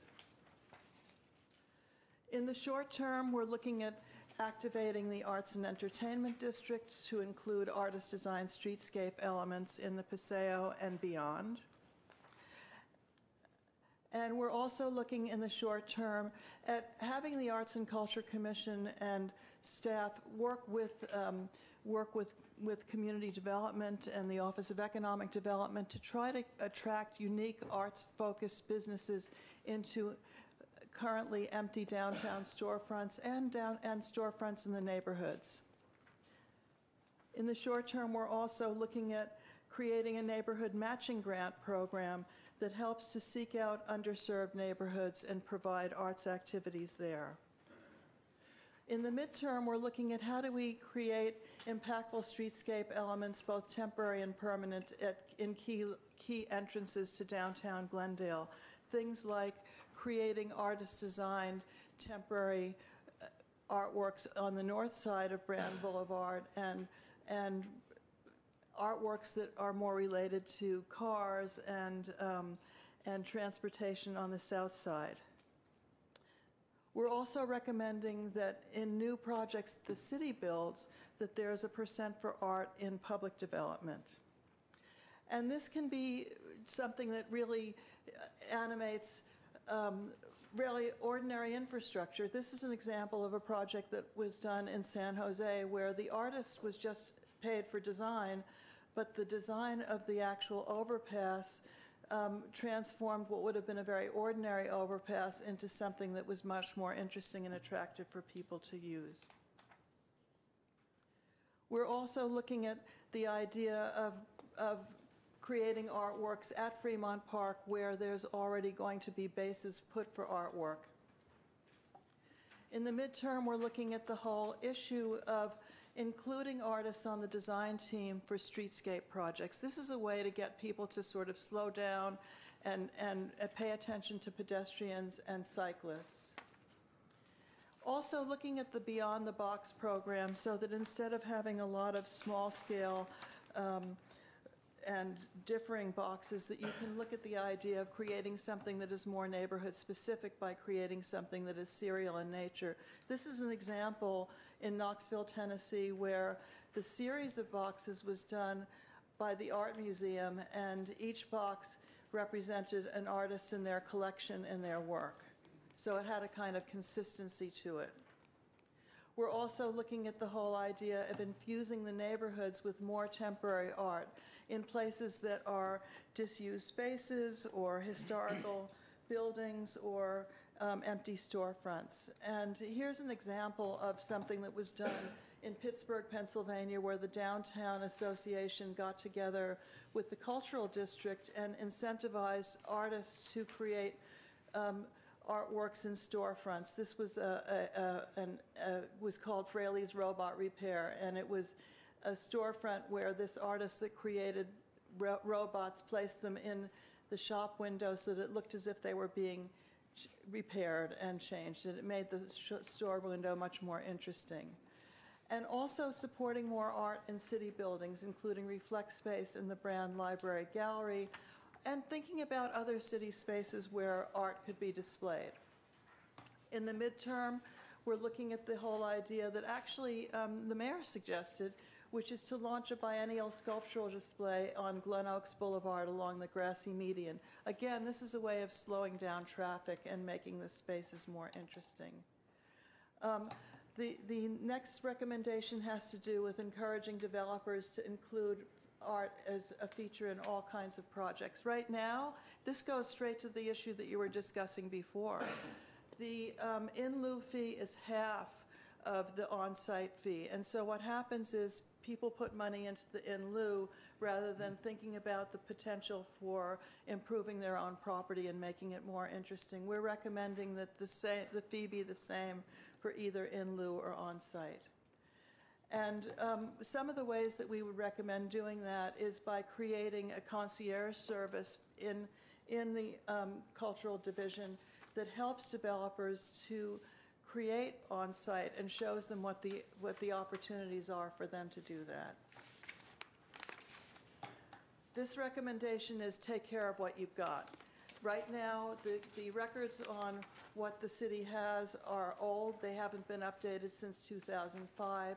It's very important to think about caring for the art that you have as you begin to create new art, and also trying to get the developers that have put art on site to take care of what they have. This recommendation has to do with expanding the arts infrastructure, which means things like you can use the fee for things like expanding the seating at Brand Park, or creating a temporary band shell there. The percent for art, which is now at almost $7 million, is available for infrastructure projects. This recommendation has to do with really thinking about how art can make neighborhoods feel safer and more prosperous, and make the neighborhoods seem something that people want to really identify with. Engaging the arts in the various cultural plans that are out there, whether it's the downtown plan or the South Glendale plan or the plan for the Arts and Entertainment District. And then lastly, this has to do with not just thinking about supporting art through the Urban Art Fund, but also thinking about the fact that the Urban Art Fund is really meant to be something that enhances areas where development is taking place. And a lot of the places where you want art to happen, development is not taking place. Therefore, as the program develops, it's really going to be important to think about other financial methods of supporting arts and cultural activities. So it's also important to make a distinction between the role of the Arts and Culture Commission and the role of City Council. Your role remains exactly the same. That what is going to happen as this plan is adopted is that the Arts and Culture Commission will be basing their annual work plan on the urban art plan that we have recommended. That work plan will come to you for review and approval, and the same thing continues with any contract that goes forward that is a contract that's at the level that triggers your involvement. We're really encouraging the Arts and Culture Commission to work more closely with you to keep you informed, and also for your recommendations for people to sit on the artist selection panel and to help to inform the scope of work for any project that goes forward. So these are the next steps. One of the things that's really important is obviously for you to adopt the plan, and also to think about the need to have somebody to actually manage the program. Right now, there's only part-time staff managing the program. As you begin to think about developing a plan for the expenditure of the program, it's going to be important to think about how that's going to be led. There are recommendations in the plan that are for ordinance changes. Those are the things that would come next, to look at the percent for art allocation for city capital construction, and also revising the percent for art requirement to make on-site and in lieu the same amount. So that's all I have to say, and I'm happy to answer any questions. Thank you. Questions? No questions. All right, I have some speaker cards. Let's go to them first. You have a question? Yeah. I guess Mr. Agajanian has a question. Hire urban art program supervisor. What will be the person's qualification? Is that the person should be familiar with art or management? The position would be something that requires both. It needs to be somebody that understands how to work with construction and with developers, and also somebody that is familiar with what are the best practices in selecting an artist and working with the commission and understanding how arts contracts are written and how you want to find the best artist for the project that you've got. And I think it's important to clarify the next steps piece. What is before you this evening is the City Council review and adoption of plan, as recommended. That's before you. The other items that are listed after that, we are not asking for in terms of an approval this evening. Understanding that a program such as this needs a steward to be able to move the plan forward. At this time, my recommendation to you is not to move forward with hiring an urban program supervisor, and the reason being that we are in a time where we're in the process of hiring a new library director, as you know. That piece has not been done yet, and once that individual has been hired, has the opportunity to assess the department, assess the administrative team, and figure out whether an actual position is needed, or these responsibilities can be undertaken by somebody who currently works in the department. That's something that will be decided at a later date, Mr. Agajanian, members of the City Council.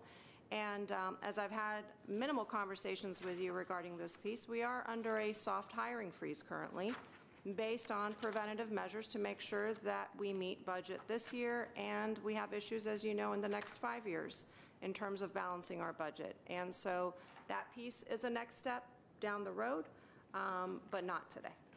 Yeah, those are just recommendations. Any other questions? No. None? Okay, I'm going to take the speakers next. Kathy Renda, followed by Stephen Meek.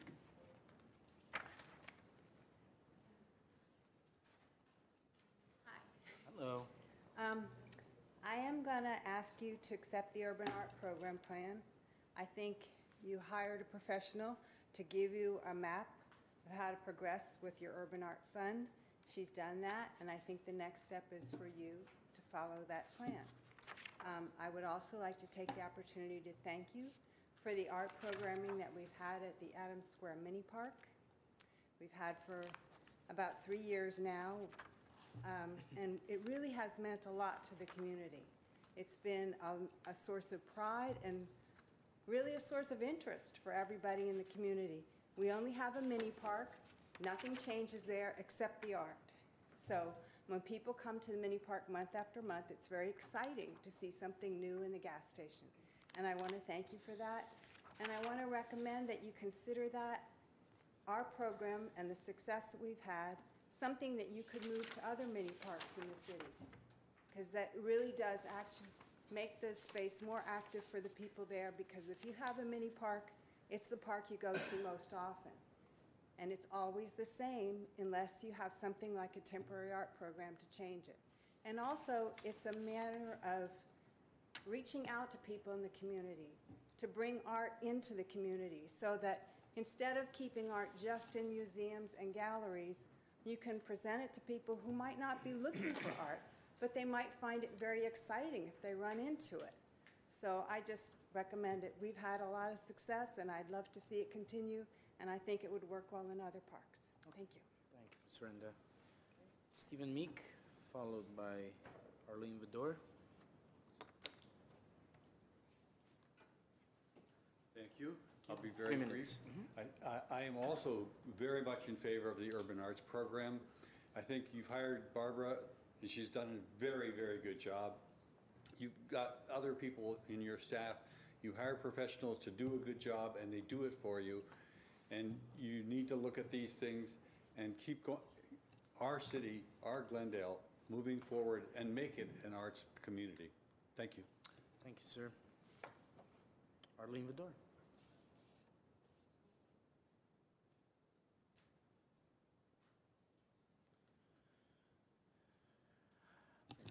Thank you very much. I just wanted to take a moment to thank you for supporting the arts as you have over the last few years. I came to the Arts and Culture Commission pretty late in the game. I think I've been there for less than a year now, and I want to just extend my thanks to my fellow commissioners and to CARS, Barbara Goldstein, former head of the department, Cindy Cleary, and Nikki Winslow for taking over some of Cindy's responsibilities, including this. And I hope that you will approve the plan tonight. Thank you very much.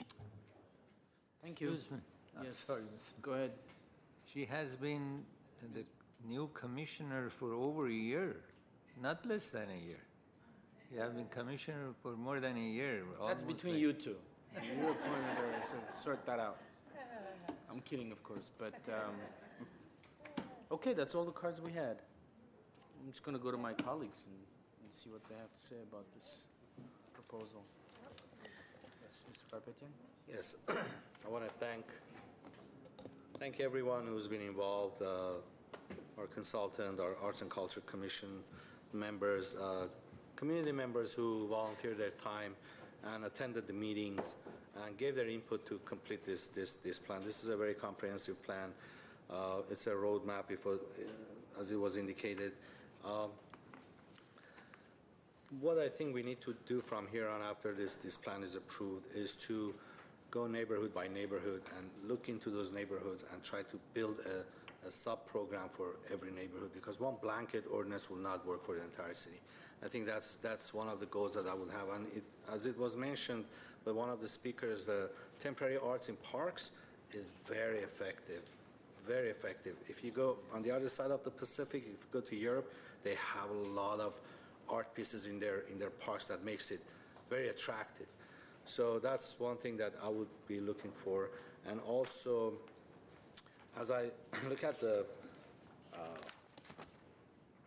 places that we have Alex Theater, Brand Library, Japanese Tea House, Doctor's House, Vertigo Adobe, Reflect Space in our library, Antheus Theater, Ace 121, Museum of Neon Lights.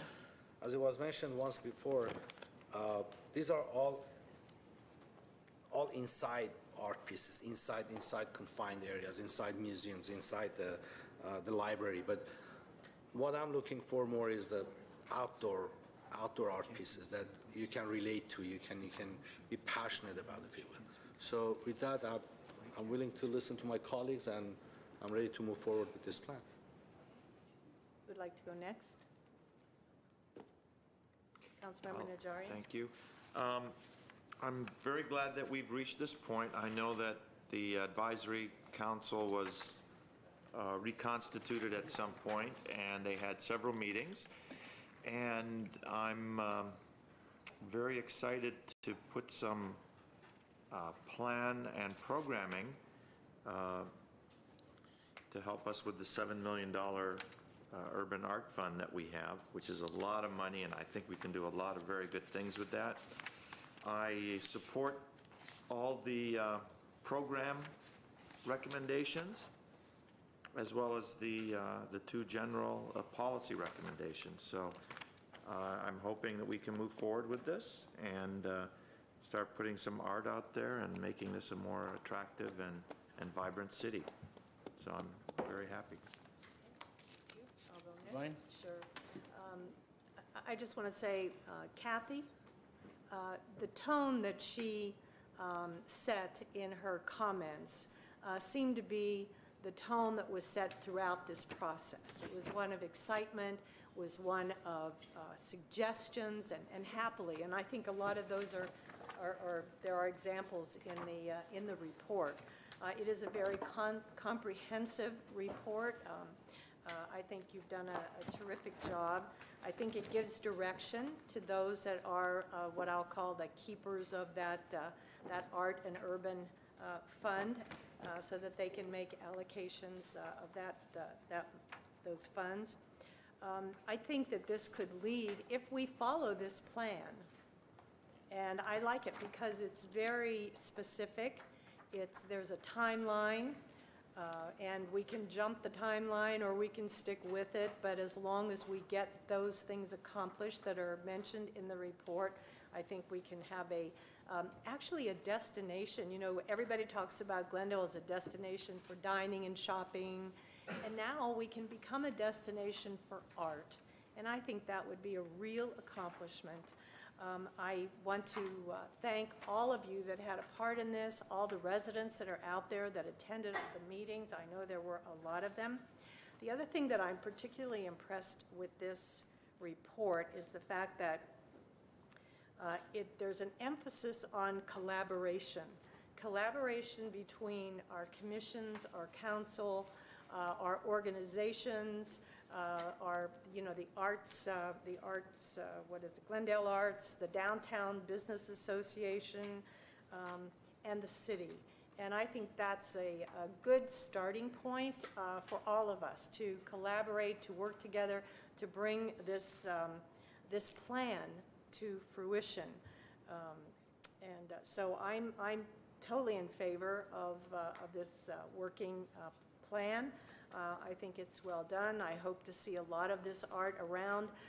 I know that the gas station is fantastic, and I would like to see something like that in a lot of our parks and in our what are they called, the parkways, and all over the city, not necessarily, as you say, in our museums or in our hotels or wherever, but out there where people can really enjoy it. So I thank you for all the hard work. I thank you for bringing the plan, and let's not put it on a shelf and dust it off every now and then. Let's hit the ground running and start with the one-year plan as soon as possible. Thank you.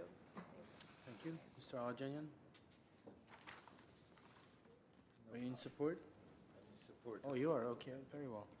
Thank you. And you know what? We have one more speaker card, so I'll take this last speaker, and then I'll state my opinion as well. Mashinka Hakopian?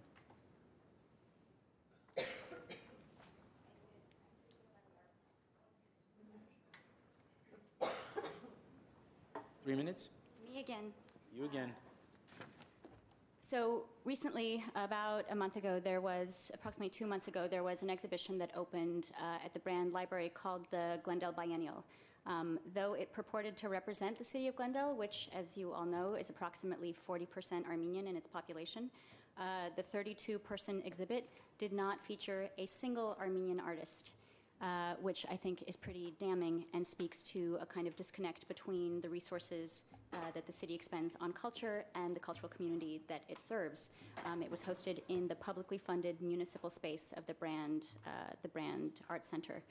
So what I would like to say is that I hope that if resources are going to be put into cultural programming, that cultural programming will be programmed in dialogue with the residents of the city, the immigrant, diasporic residents of the city who have lived here for decades and generations and who have contributed to the city's cultural landscape in innumerable ways. So if we're going to expend resources, I hope that they will be resources that serve the committee in dialogue with the community. Thank you. Thank you. Oh, that's shocking, actually. And that is a shame. Someone totally missed the picture. But, I like art a lot. Would that I be like my public husband art. or, oh, okay, I thought. I like your husband too, but maybe I like, art as in, Sorry, I couldn't, yeah. expression of sort of that, I like that a little more than your husband.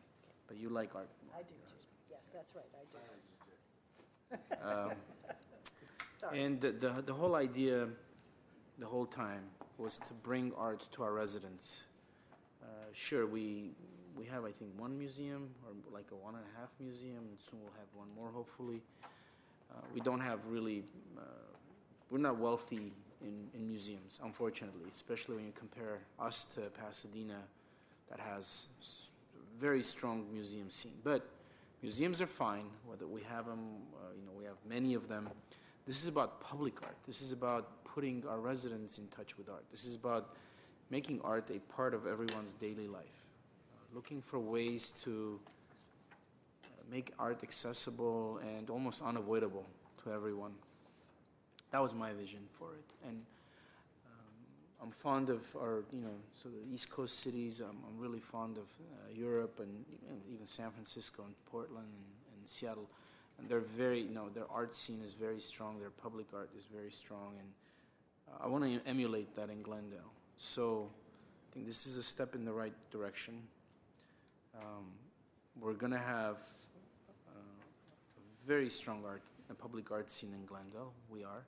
It is going to take into account the cultural attributes of the residents of this city, I assure you. This council, I believe, is going to be very hands-on in this process, and that'll make sure that that aspect is not missed, because that is a problem. What you talked about, Mashinka, is a problem, and not one that we will tolerate in this city. So with that, again, there are recommendations made. We can revisit that when the time is right for that. If someone has a motion. I'll move the item. Second. In a second, we're going to take a vote. Mr. Clerk. Council members Avajanian? Yes. Devine? Yes. Garpetian? Yes. Najarian? Yes. Mayor Sinanian? Yes. So thank you, everyone, for being here on this item.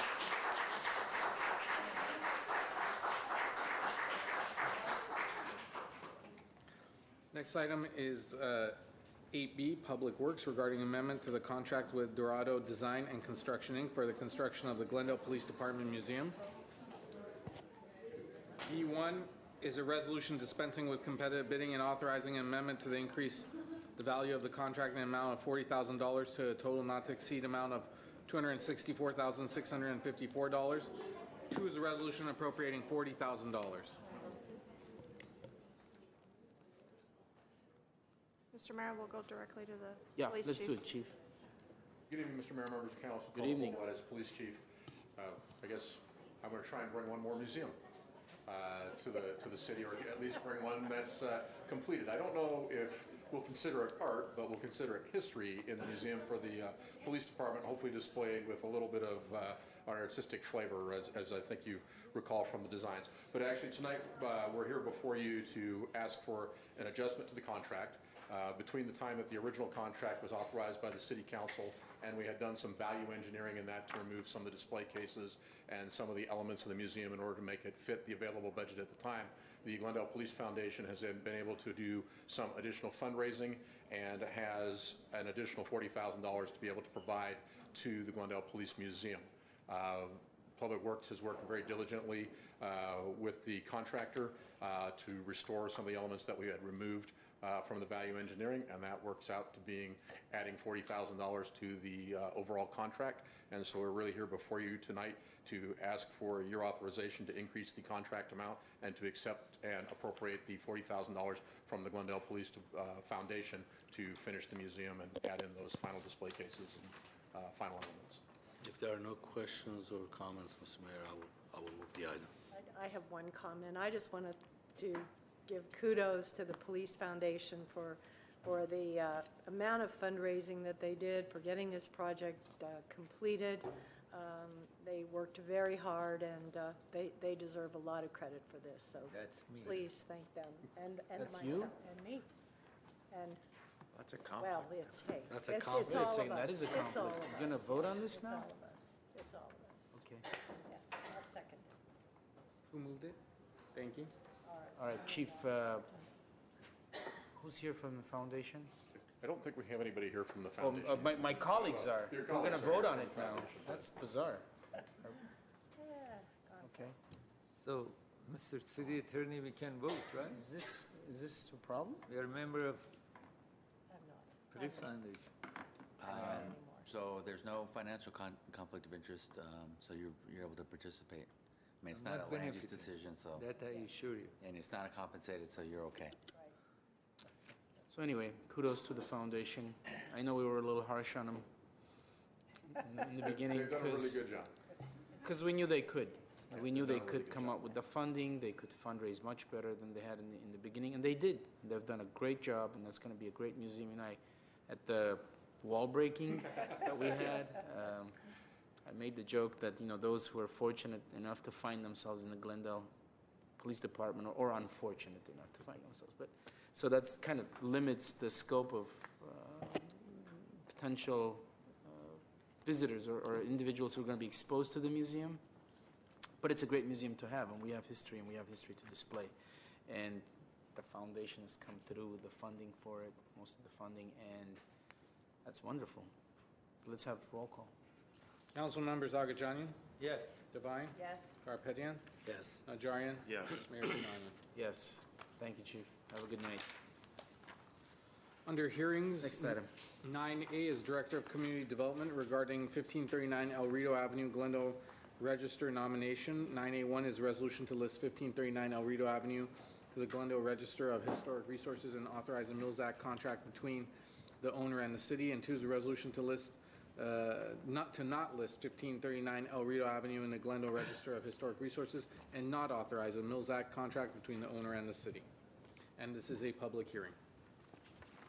Mr. Mayor, members of the council, will go to our planning assistant, Ms. Dhaliwal. I'm going to open the hearing, Mr. Mayor. I'm going to open the hearing, yeah. Thank you, council members. So we have a Glendale Register nomination and Mills Act application for this property at El Rito Avenue. It's a Monterey Revival house that was built in 1932 that the Historic Preservation Commission determined eligible for the Glendale Register under Criterion 3 for its architecture. The house is located in the Verdugo Woodlands neighborhood. The original architect was Edward Mayberry Parker Jr., a local architect that worked in both the Santa Barbara and LA region. He originally designed the house for the original occupants, the Joy family, who lived in the house from 1932 to 1940. The current owners purchased the property in 2017. And this house in particular is a really excellent example of this particular architectural style. At the front facade, we see a full-length second-story balcony. That is one of the key character-defining features of this style. We also have the wood columns and railings that support the balcony and the porch. We have an original front door. There are also double-hung wood windows with operable shutters, and then we have a side-gabled roof with one-piece clay tile. And then the west facade features similar double-hung windows, and a portion of this facade also cantilevers over the first story, as seen in the bottom right picture. The east facade features the same window pattern, a large chimney, and a set of brick steps. And the rear facade has additional architectural elements that speak to the Monterey Revival style. We have a partial second-story balcony that connects to the master bedroom through a pair of French doors. And there is also a large sitting area paved with bricks. The partial length balcony at the rear also has an interesting original awning window, and the remainder of the backyard has an expansive lawn, various trees, planters, retaining walls, and a shed. And so the commission found that this house has a high degree of integrity and that the changes that have been made don't diminish the historic character of it. This particular house is a really excellent example of how the Mills Act allows owners of historic houses to remedy any alterations and changes that may have been made prior to their ownership that weren't done in a manner appropriate to the style of the house. In this case, the applicants have already started working on their Mills Act conditions, and we have a few photographs to show you their progress. We actually have the original blueprints of this house, and on the left you can see the blueprint showing the design of the original garage door, which had vertical wood boards. And this is the metal garage door that was installed at a later date. And this is the new wood garage door that the owners recently installed to match the original drawing. And we also have shutters that were removed at the west facade. You can see the remaining shutter dogs. And then on the right, we have new shutters that were ordered recently by the owners, operable shutters that also match the original drawings and the shutters found on the rest of the house. And they are just about ready to be installed. And the kitchen window has also been replaced at the rear. Kitchen window replacements are a very common alteration that we see with houses. And in this case, there was a 3-part aluminum window put in, as you can see on the top. And the owners have proposed a new wood kitchen window, a wood window, and this is the drawing that they have submitted and that they will also be installing shortly. And other minor alterations for which the commission has recommended Mills Act conditions include this low block wall at the rear facade to be stucco to match the rest of the house, and then an HVAC drain pipe at the west facade to be removed. And to sum up, here's a recap of the conditions recommended by the commission, including a new wood garage door, the replacement of the shutters, the replacement of the kitchen window, the cladding of the low block walls with stucco, and removing the HVAC drain pipe. The commission found the property eligible as an excellent example of the Monterey Revival style. And again, it's really rare to find older houses that have not been altered in some way, but preservation is really about managing these changes rather than freezing the house in time. And in this case, the owners have been able to use the Mills Act to their advantage to rectify some of the changes that have been made. And even then, the house retains a lot of its character-defining features, such as the full-length balcony, the clay tile roof, the double-hung wood windows, and it presents itself overall as an intact example of this style, making it eligible under Criterion 3 for the Glendale Register. Thank you, and I'm happy to answer any questions you may have. Okay, questions? What's the square footage on this house as it is now? 2,945, according to the assessor's office. Do you know, is that house unusually large for that area? Not necessarily, no. Not a mansion? Not a mansion? Is this Myrna Stanley's old home? Yes, it is. Okay. No questions? Yes, have some I have a speakers. question. You have questions? Yeah. Okay, go for I it. mean, a question, maybe, I don't know, comment. I have been inside this house, by the way, so I'm familiar with this house. But I had problem with, it says awning added at a later date that provides shade. Then, and I'm reading from the report, of course, I didn't do my own investigation, but anyway, shows signs of being restuccoed at some point, later time. The further we go further, and there are a few others which I had concern with. As I said, I've been inside this house, it's a nice house, but I asked our expert, I don't know, I don't see our expert here now, and I asked, all these changes, does this affect, oh, here he is. Does this affect our as being a historical building, and he answered me, so I want the public to hear what you told me, although I found few issues based on the report that has been replaced, is not the original. So you want to repeat what you told me? Yeah, it's very rare for a building, a historic building that's either designated or is an older building that's worthy of designation to be unchanged over many years. Building we're standing in right now has changed a lot over the years, yet it's still City Hall, still retains all of its historical importance.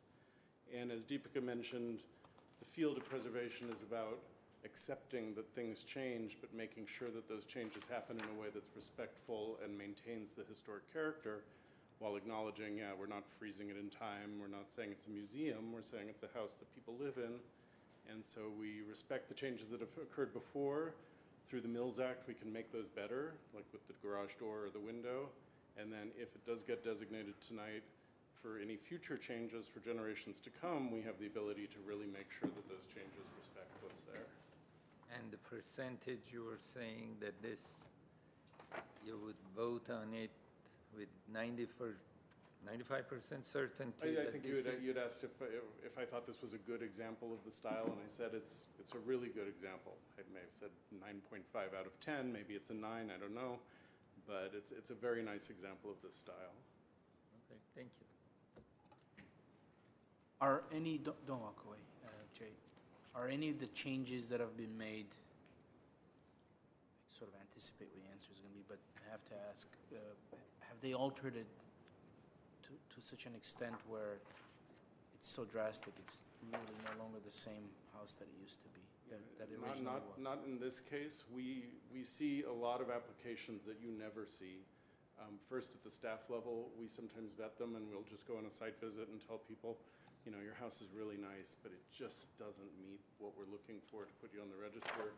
And then sometimes if someone says, yeah, but I want to give it a shot, I want to see what HPC says, Yeah. so we'll take them to a hearing, and HPC says that they don't recommend that a lot of properties come here. We rarely have people take the next step and say, well, even if HPC said no, I'm going to still come to council.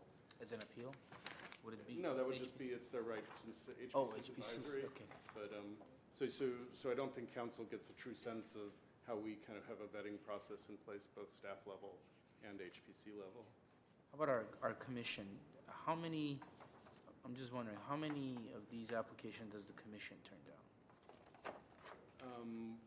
Or what's the percentage It of the changes a little bit over the years. We've been designating about 6 properties a year, 4 to 6 properties a year.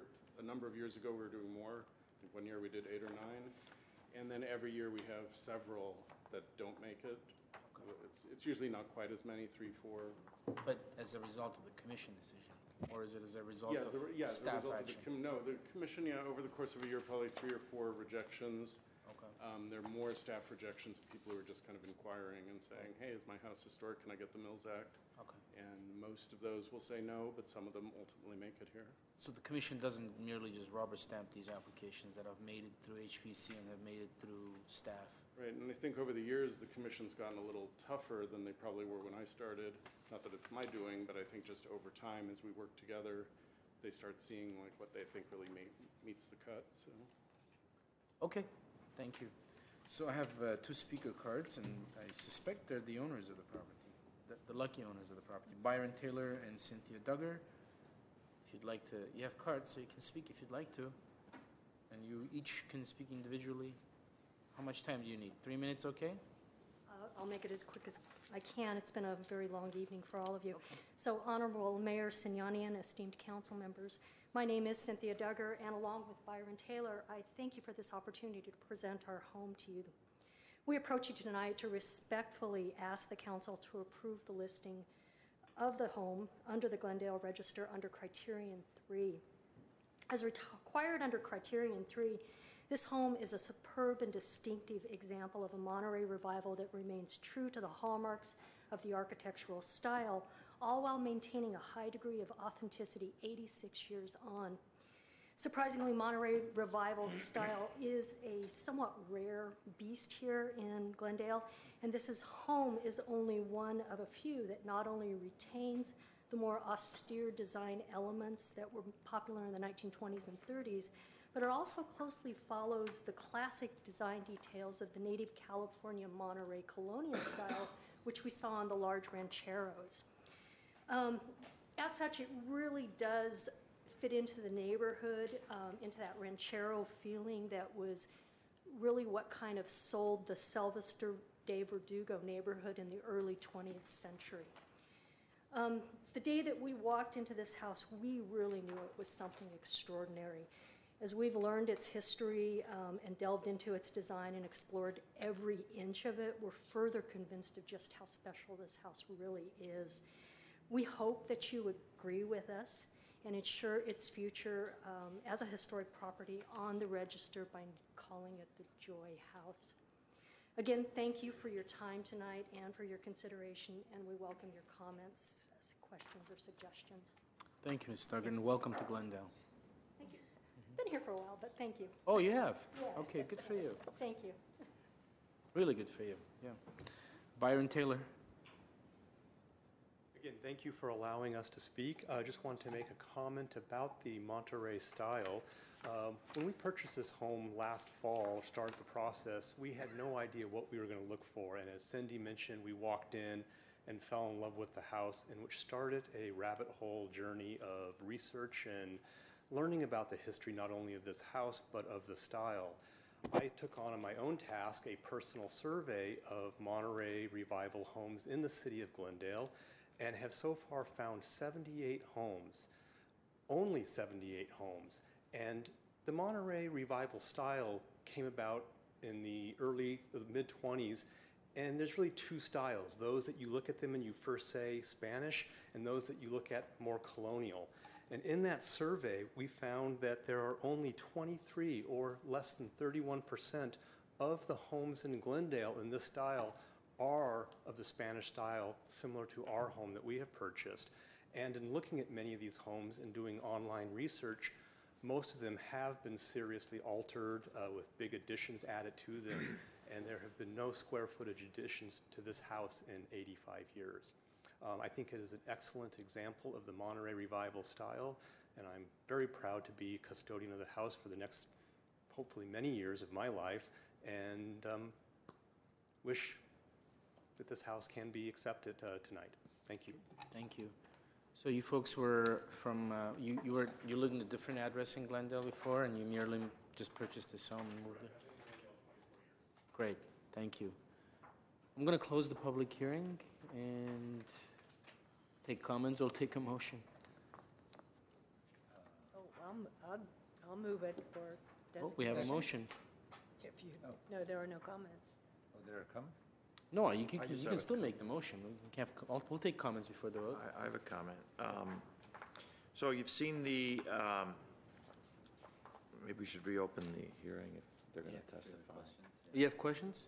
Yeah, I just have Okay, one we'll question. reopen the public hearing. So, yes, I've been in this house too. Quite a history. Your former owner has left quite an impression on the neighborhood. Do you have any objections to the recommendations by the HPC regarding the garage door, the shutters, the kitchen window, the cladding of the low block walls, and removing the HVAC drain pipe? No. No, you're okay with that? Okay. That's all. Okay, any other comments or questions? I'll just make a comment. Well, you've already, it's very seldom that we get people that, residents in here that have already started doing the work, and you've already replaced the garage door and put the shutters up, taken off, changed windows, and I think your passion for the home is very obvious, and your desire to keep it in its present or even a better condition is very obvious. Keep in mind that we only need to find one criterion to be able to put it on the, to designate it as historic. So I'd be more than happy to move this item as historic designation. Yes, Mr. Agajanian? I have lived on the same street 32 years ago, and I was looking at that house. I said, what a nice house at the time. So I would be glad to vote on this Second. as a, yeah, I would second, yeah. So we have a motion, a second. Mr. Carpenter, did you have Yes, something? I'll just comment. This is a beautiful house, a great example of Monterey design, Monterey revival, and I've been to that house before as well. And the only issue that I have not with the house, it's our process, and there is a, how can I put this in the right words? There's a double standard overall. If you want to build, and I mentioned this today to our staff, and this is something that I think they will be very, it would be nice if they look into these issues as well. If you want to build a house just like this one today, with all these balconies, how many cases we had that we removed the balconies from the rear of the house, the front of the house, the side of the house, just saying you cannot have a balcony, you cannot have an outdoor area. And yet we are approving another one, giving a Mills Act and designation as a historic resource. Rightfully so. I'm not against this house to be registered, but I think we need to look at our zoning codes. If people want to build similar houses, they should be allowed to build it. We cannot give one this much incentive or a historic designation and really chastise other people who want to build a 2,500 square foot house in the same area and call it a mansion, basically. That's what I think you were asking about, that issue. And the other thing is the landscaping in the front was, I don't think the landscaping goes with the design of the house. I don't know if it's something that I'm sure you will take care of in the future. You do landscape it more, because it was just tree bark put, the entire front lawn was removed and bark was, it was replaced by tree bark. But I'm sure you can look into that as well. But I think we need to be fair in our decisions. This is for the planning director and Mr. J. Platt here. For people who want to build history today, for 50 years later, 60 years later, people will want to register that as a historic resource to be able to, because this house is 3 stories on one side. There's a garage and 2 stories on top. But yet it's a beautiful house. It's a great design. It's designed well and it's spaced well. But 1939, is it 39? What? 32. If there was a need of a house of 2,945 square feet in 1932, I think we should allow people to build a 2,500 square foot house or a 3,000 square foot house on a similar lot and similar situation. That's the only thing I want to mention. I know it has nothing to do with the approval of this project, but I think so many times we fought projects that, I'm sorry, is there anything funny? Okay, thank you. So this is for our planning people, because we have everybody on the same group. So, but with that, I'm be more than happy to support the designation or the nomination. Thank you. Yeah, it's a great, beautiful home. I wasn't invited into that house, so I haven't been there, unlike you, but it's still beautiful. And I'm glad that you've chosen to stay in Glendale, if you've lived in Glendale for 24 years. And by all indications, this is a historic home, one that we want to preserve, and we want to incentivize you to preserve it as historic too. With that, we have a motion and a second. We're going to close the public hearing and take a roll call. Council members. Yes. Alajanian, thank you. Council member Devine. Yes. Garpetian. Yes. Najarian. Yes. Mayor Sinanian. Yes, congratulations. Next on the agenda is oral communication. Discussion is limited to items not part of this agenda. Each speaker is allowed 5 minutes. Council may question or respond to the speaker, but there will be no debate or decision. City manager may refer the matter to the appropriate department for an investigation and report. Okay. We're going to start with Razmik Simonyan. Razmik? Okay, we'll call him again later. Fran Buchanan, I think he's here in the back. Followed by Vivian Chagan. Followed by. Did you call me? Yes, I did. Yes, ma'am. Certainly did. Honorable Mayor, members of council and city staff, and ladies and gentlemen, my name is Fran Buchanan, and I'm speaking on behalf of a property at 319 North Maryland. This is my 4th appearance in over a year with the same problem and with no solution from the city, from all the departments and all the meetings I've been to. The situation has only gotten much worse. Earlier this year, I met with Nick Lemo and Brant Gardner and members of the Downtown Coalition Board at Mr. Gardner's office on Brand Boulevard. And at that meeting, I requested that this building be removed from the CBD district on account of the fact that it is a standalone building and we are charged $2,000 a year, which I consider a penalty because it all goes for the promotion of business on Brand. We are a standalone single apartment of single apartments, which is one room with a kitchen and a bathroom. And we're in a block of multiple high-rise, multiple 5- and 6-story parking garages. And starting at the beginning of the 300 block on Brand, 1940 buildings, one story, that were originally dry goods stores, that are now 6 of the greasiest, most awful, messy restaurants in the entire city. And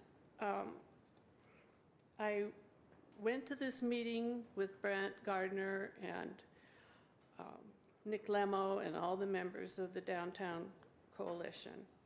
And they said they couldn't take up a vote on that at this meeting. It would have to be at the meeting on August 20th.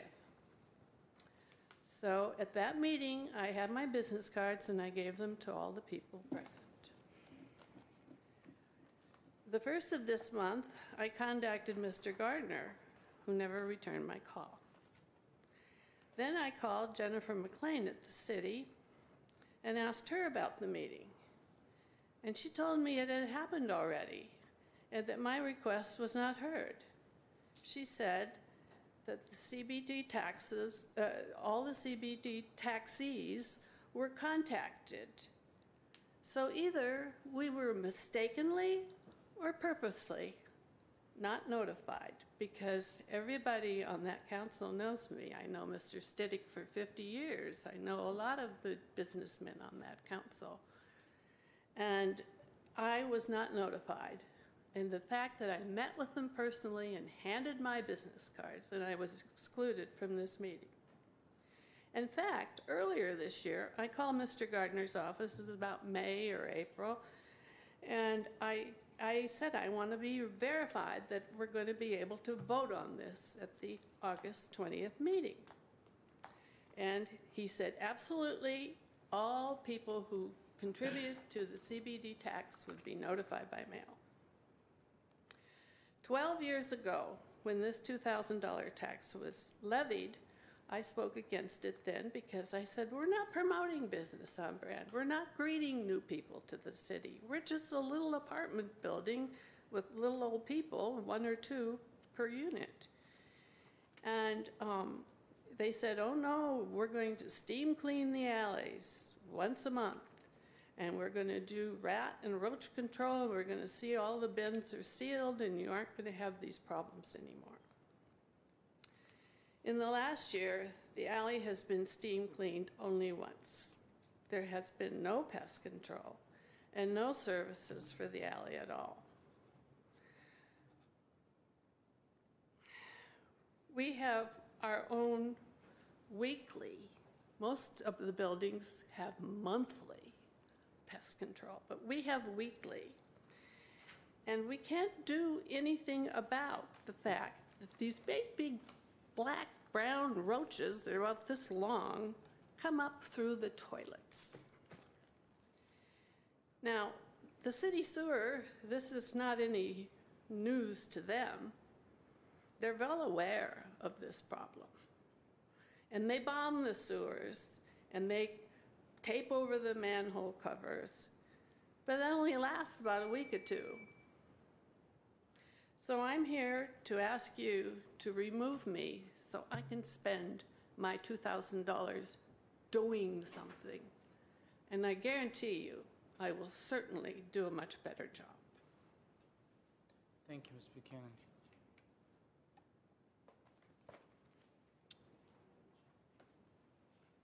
This is about DGA, Correct. and we're only 7% of the vote on this. Correct.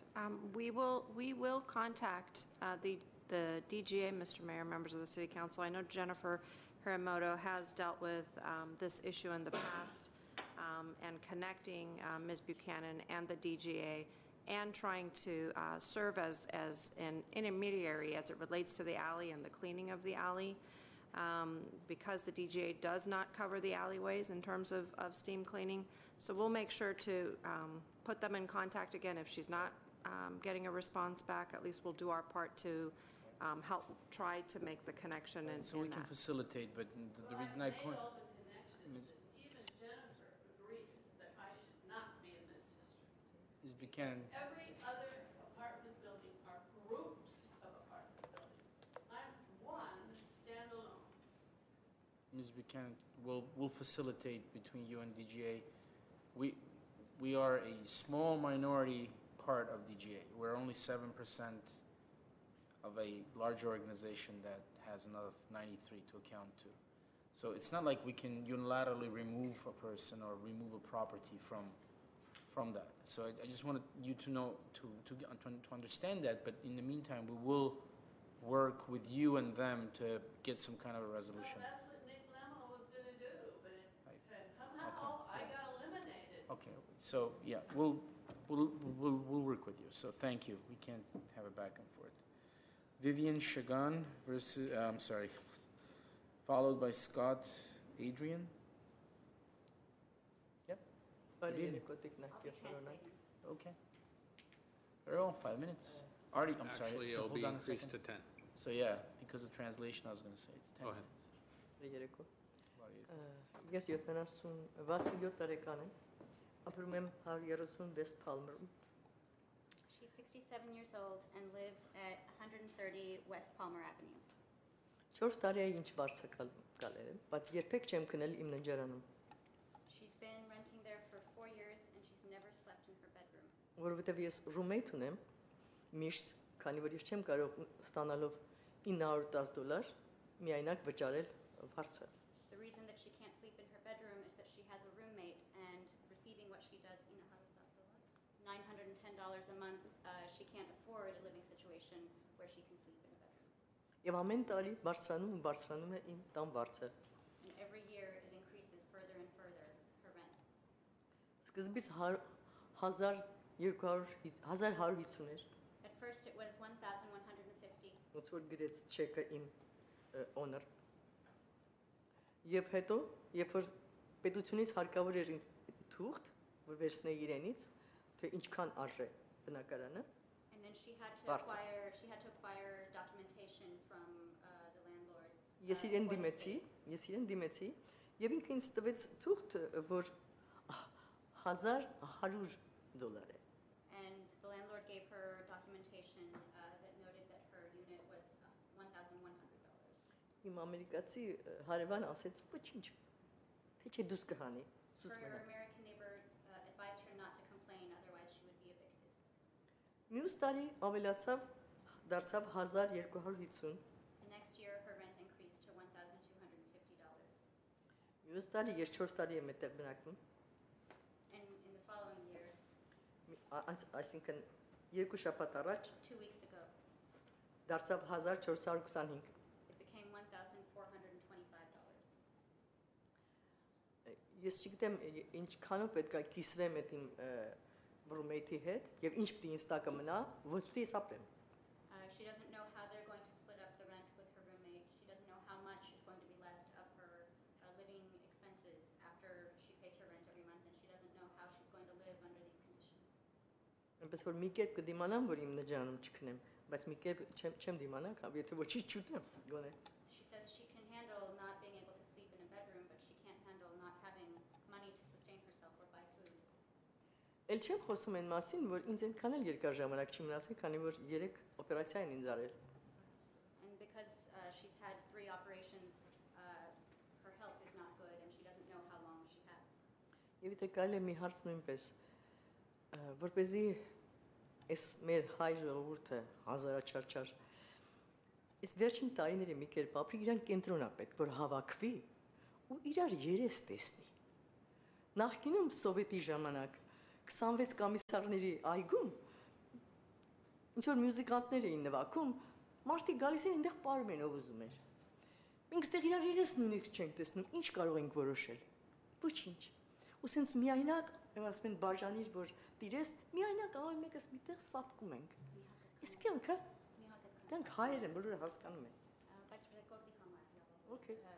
And she says that in Glendale, there's no community center for people who are in a position that she's in. There's no place for people to gather, form community bonds, talk about how they're in similar situations, because she knows she's not the only one in this situation. And she feels that lack of community outreach and community cohesion is a way to keep people from organizing together against these conditions.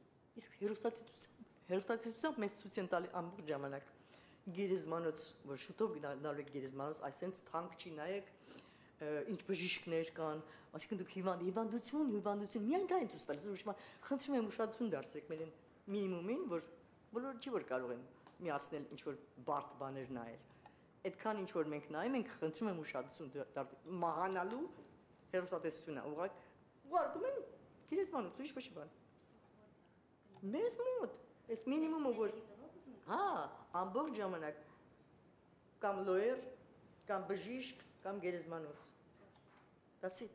Նայեք ինքներ ես չեմ հորել։ And all that you see on the television is signs of unwellness and advertisements for funeral homes, etc.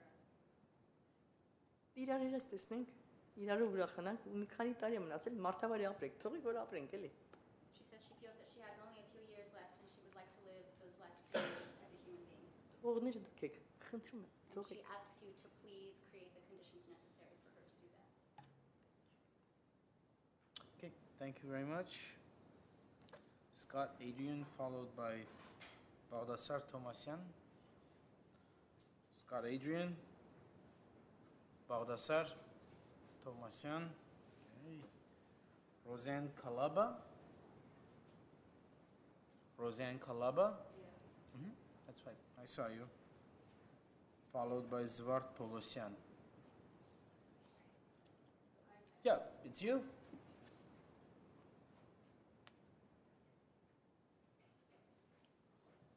Good evening. Good evening.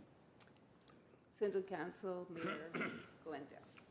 I'm here in opposition of rent control.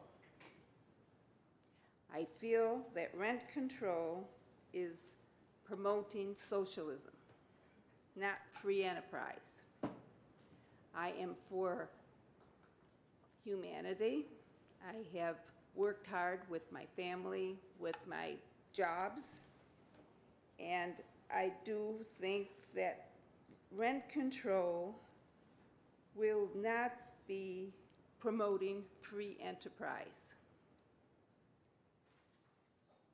The city needs to have growth, and when rent control is there, there is not money to be spent to keep the cities, to keep properties repaired. There will be no, I don't know who pays for, with all this control, who would pay for education and fire and police and all these services that the city requires of, we require of our cities. That's why we're living there. We have to be able to depend on city functions. And who's paying for the city functions if you're going to be having control and restricting income from rents that people have to pay? I mean, there's two sides to the story. And maybe one extreme to the other, but we all have to be, we're all human. We're all human, and we all have expenses, and we're health problems and all other kind of things too. So there's two sides to the story, and I am against rent control. That's it. Okay, thank you, Ms. Klaba. Zvart Polosyan, followed by Joanna Pringle. Joanna Pringle. Okay, Razmik Simonyan, last speaking card. Okay, and Razmik Simonyan's not here. Thank you, everyone, for being here today. Do we have any new business? Okay, we are going to adjourn in the memory of Urshad ul Haq. And Can I make a very brief comment about the Irshad before you read of course, sir, go ahead. I knew Irshad through Kiwanis Club of Glendale. He was a very warm, very kind person. I knew him for approximately for 15 years, and a happy person. He was happy regardless what. He would laugh and joke, and he was a very kind man too. So God bless his soul. Okay, Yeah, very he will nice. be missed. Thank you. Do we have a motion to adjourn in the memory of Irshad ul Haq? Second. Or adjourned at 10:06?